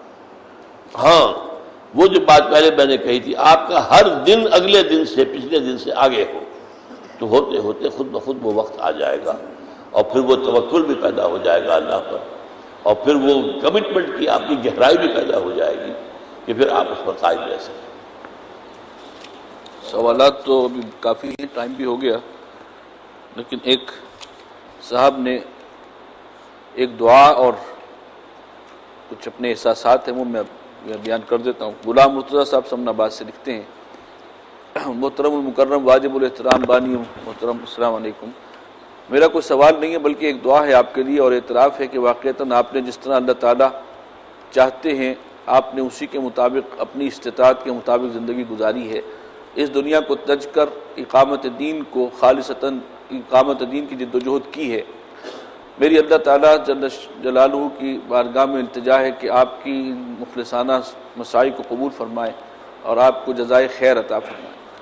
اور ایک درخواست ہے کہ جس طرح اللہ رب العزت نے آپ یعنی حضور صلی اللہ علیہ وسلم کے لیے فرمایا تھا کہ فَإِذَا فَرَغْتَ فَانصَبْ وَإِلَىٰ رَبِّكَ فَارْغَب، تو آپ بھی اس کو اختیار کریں اور ہمارے لیے خصوصاً دعا کی قبولیت کے اوقات میں اللہ تعالیٰ سے دعا کریں کہ اللہ تعالیٰ ہمیں آپ کی رہنمائی کی ہوئی راہ پر استقامت نصیب فرمائے، اور آپس کے اختلافات کو دور کرنے اور دل کی بیماریوں، حسد، بغض، عناد، حب دنیا، غیبت، تکبر وغیرہ سے بچا لے، ہمارے دلوں کو صاف کر دے.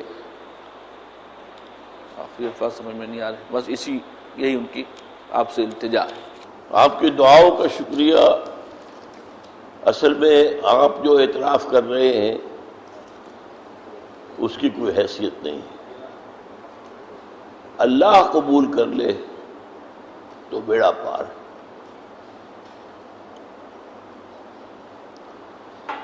ورنہ دنیا کی تعریف فتنہ بن جاتی.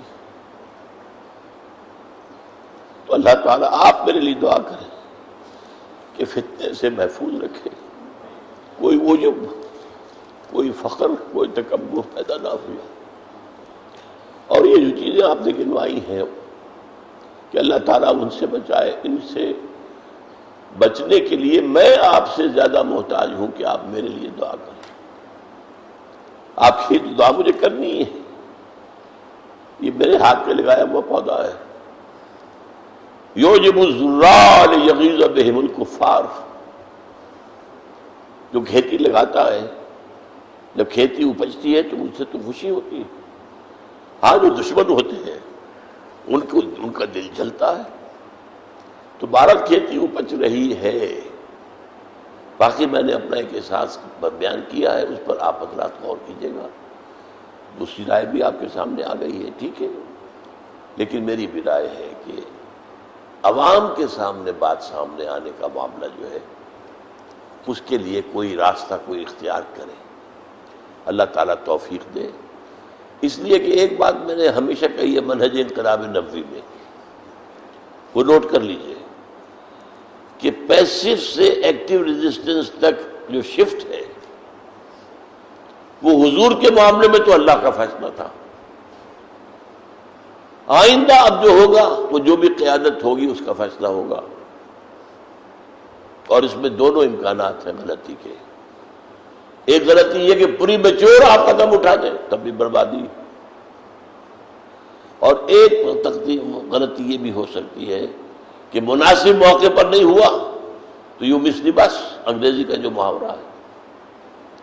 تو بڑے پراپر ٹائم کے اوپر پراپر فیصلوں کا ہونا، اس کے لیے خصوصی تھنک ٹینکس کا اپنے ایک اجتماعات کا باقاعدہ اسی مسئلے کے اوپر غور کے لیے کیا کیجیے۔ اللہ تعالیٰ اس تحریک کو، میرے تو دل سے یہی دعائیں نکلیں گی، یہ پھلے پھولے برگ و بار لائے، اور امید ہے اس لیے کہ جہاں تک معلوم ہے پوری دنیا میں اتنی صحیح کوئی تحریک اسلامی موجود نہیں، اور یہ بات میں نے جماعت اسلامی کے بارے میں لکھی تھی، آج بھی سمجھتا ہوں۔ جماعت اسلامی 1940 سے 1950 تک دور صحابہ کے بعد کی بہترین تحریک تھی اسلامی، کوئی تحریک اس کے قریب نہیں آتی، لیکن افسوس وہ انہوں نے جو سیاست کی طرف رخ موڑا ہے، انہیں ایک بس وہ نہیں کہنا چاہیے فوت ہو گئے ہیں، اب کیا غلطی ہوئی تھی، کیا سبب تھا، وہ ایک علیحدہ بحث ہو جائے گی۔ غلطی کی بہت بڑی، اور غلطی کا احساس بہت دیر میں ہوا۔ میں تو 57 میں جا کر ان سے جیل میں ملا کہ مولانا سوچیے خدا کے لیے، آپ نے کہا تھا کہ ہم ابھی یہ پالیسی جو ہے اس کو لے کر چل رہے ہیں، لیکن اگر ہم نے سمجھا کہ یہ نہیں چل سکتی تو ہم اپنے اصل کو لوٹ دیں۔ اس کا مطلب اصل نہیں تھی یہ، اب اصلی بات جو ہم کر رہے تھے پہلے پاکستان بننے سے پہلے اسی پر لوٹ جائیں گے۔ پھر میں سن 62 میں ان سے ملا ہوں حج کے موقع پر، مدینے میں، مکے میں۔ میں نے پھر کہا، لیکن ذرا غصے کے ساتھ جواب دیا انہوں نے اس موقع پر۔ میں نے کہا کہ مولانا کیا اب بھی آپ کے خیال میں بھی یہ، میں نے کہنے لگا میں یہی بات میں آپ سے پوچھتا ہوں کہ اب بھی آپ کو احساس نہیں ہوا کہ آپ کا فیصلہ غلط تھا؟ میں نے کہا بس اس سے آگے بات کرنے کا موقع نہیں ہے۔ سن 70 میں آ کر الیکشن کے بعد ان کا ذہن بدلا، لیکن اب وقت جا چکا تھا۔ جب آنکھ کھلی گل کی تو موسم تھا خزاں کا، خود بوڑھے ہو چکے تھے، بیمار تھے، قیادت اب دوسروں کے ہاتھ میں تھی، ان کی گھٹی میں پڑا ہوا تھا الیکشن، وہ اس سے نکل ہی نہیں سکتے، اس چکر میں پھنسے ہوئے آج تک۔ بہرحال تھی وہ تحریک میرے نزدیک حضور کے دور کے بعد سے صحیح ترین اسلامی تحریک، لیکن آج میں یہ کہہ رہا ہوں علی وجہ بصیرت کہ تحریکیں ہیں، بہت سی ہیں، لیکن خالص اس منہج انقلاب نبوی پر کوئی اور تحریک موجود ہے، کوئی نہیں۔ تو بہرحال یہ بھی ایک ایسی علامت ہے، بہرحال اللہ مدد کرے گا، سجھائے گا، ہر موقع پر صحیح رائے کا فیصلہ کرنے کی توفیق دے گا۔ بس آپ میری دعا کیجئے۔ اب میں آپ سے رخصت دے رہا ہوں، میں واپس چلا جاؤں گا۔ ایک ساتھی کی گزارش تھی کہ دعا کروا کے جائیں۔ دعا اصل میں ہم نے بدقسمتی سے ایک رسم بنا لی ہے۔ آپ کو معلوم ہے کہ عام دعا جو مجلس کی ہے وہ تو بہت مختصر ہے، اس کا تو آپ کو پتہ بھی نہیں چلے گا کہ دعا مانگی گئی ہے، احساس نہیں ہوگا۔ لیکن جو دعا میں مانگ رہا ہوں ساتھ ترجمہ بھی کروں گا، تو آپ اس کو اپنے دل کی طرف دیکھتے ہوئے اور اللہ کو دیکھتے ہوئے آپ اس پر جب کہے آمین تو وہ صرف زبان نہ کہہ رہی ہو، آپ کا دل کہہ رہا ہو۔ الحمدللہ الذی ہدانا لہذا وما کنا لنہتدی لولا ان ہدانا اللہ۔ کل حمد، کل شکر، کل ثنا، کل تعریف اس اللہ کے لیے ہے جس نے ہمیں ہدایت بخشی، اور ہم ہرگز ہدایت یافتہ نہ ہو سکتے اگر اللہ ہی ہمیں ہدایت نہ دیتا۔ یہ اسی کا فضل ہے، اسی کا کرم ہے۔ منت منے کی خدمت سلطان ہمیں کنی، منت شناس ازو کہ بخدمت میں داشتت۔ کبھی بادشاہ پر احسان نہ دھرنا کہ تم اس بادشاہ کی خدمت کر رہے ہو، بادشاہ کا احسان مانگو کہ اس نے تمہیں اپنی خدمت کے لیے قبول کیا ہے۔ ربنا لا تزغ قلوبنا بعد إذ هديتنا وهب لنا من لدنك رحمة إنك أنت الوهاب۔ اے اللہ جب ہدایت تو نے بخشی ہے تو اس پر استقامت عطا فرما، اب ہمارے دلوں کو کج نہ ہونے دے، اے اللہ کسی درجے میں ہماری پسپائی نہ ہو، اے اللہ استقامت عطا فرما، تن من دل لگانے کی توفیق عطا فرما۔ اللہم انصر من نصر دین محمد صلی اللہ علیہ وسلم من کانوا وحیث کانوا، اے اللہ اپنے ہر اس بندے کی مدد فرما جو تیرے دین کی خدمت کر رہا ہو، خواہ وہ کوئی بھی ہو کہیں بھی ہو۔ وجعلنا منہم، اللہم ربنا اجعلنا منہم، اللہم ربنا اجعلنا منہم، واخذل من خلق دین محمد صلی اللہ علیہ وسلم من کانوا وحیث کانوا ولا تجعلنا معهم، اے اللہ ہر اس شخص کو ذلیل اور خوار و رسوا کر دے جو تیرے نبی کے دین سے روگردانی کر رہا، اور اے اللہ ہمیں اپنی پناہ میں رکھ، ایسے لوگوں کی نچھے دار باتوں میں نہ آ جا، ایسے لوگوں کے فریب میں نہ آ جا، ان کے مکر کا شکار نہ ہو جائے۔ ربنا تقبل منا انک انت السمیع العلیم وتب علینا انک انت التواب الرحیم۔ ربنا ثبت قلوبنا على دینک، اللہم ثبت قلوبنا على طاعتک، اللہم وفقنا لما تحب وترضى، اللہم وفقنا نجاہد فی سبیلک باموالنا وانفسنا، اللہم ارزقنا شہادتا فی سبیلک، اللہم اغفر لنا ولآبائنا ولأمہاتنا ولجمیع المؤمنین والمؤمنات والمسلمین والمسلمات الاحیاء منہم والاموات انک سمیع مجیب الدعوات، اللہم اشف مرضانا مرضى المؤمنین والمؤمنات والمسلمین والمسلمات، ربنا تقبل منا انک انت السمیع العلیم۔ اے اللہ ہماری دعا کو شفیع قبول عطا فرما، تو سب کچھ سننے والا اور جاننے والا ہے۔ ربنا تقبل منا انک انت السمیع العلیم وتب علینا انک انت التواب الرحیم۔ ہماری خطاؤں سے درگزر فرما، ہماری غلطیوں کو معاف فرما، ہمارے گناہوں کو بخش دے، اللہ کوتاہیوں سے صرف نظر فرما، اللہ ہماری تقصیرات کو معاف فرما، اللہ اپنی جناب میں اس طرح عامل کر کہ تو ہم سے راضی ہو۔ وصلی اللہ تعالی علی خیر خلقہ محمد وآلہ وصحبہ برحمتک یا ارحم الراحمین۔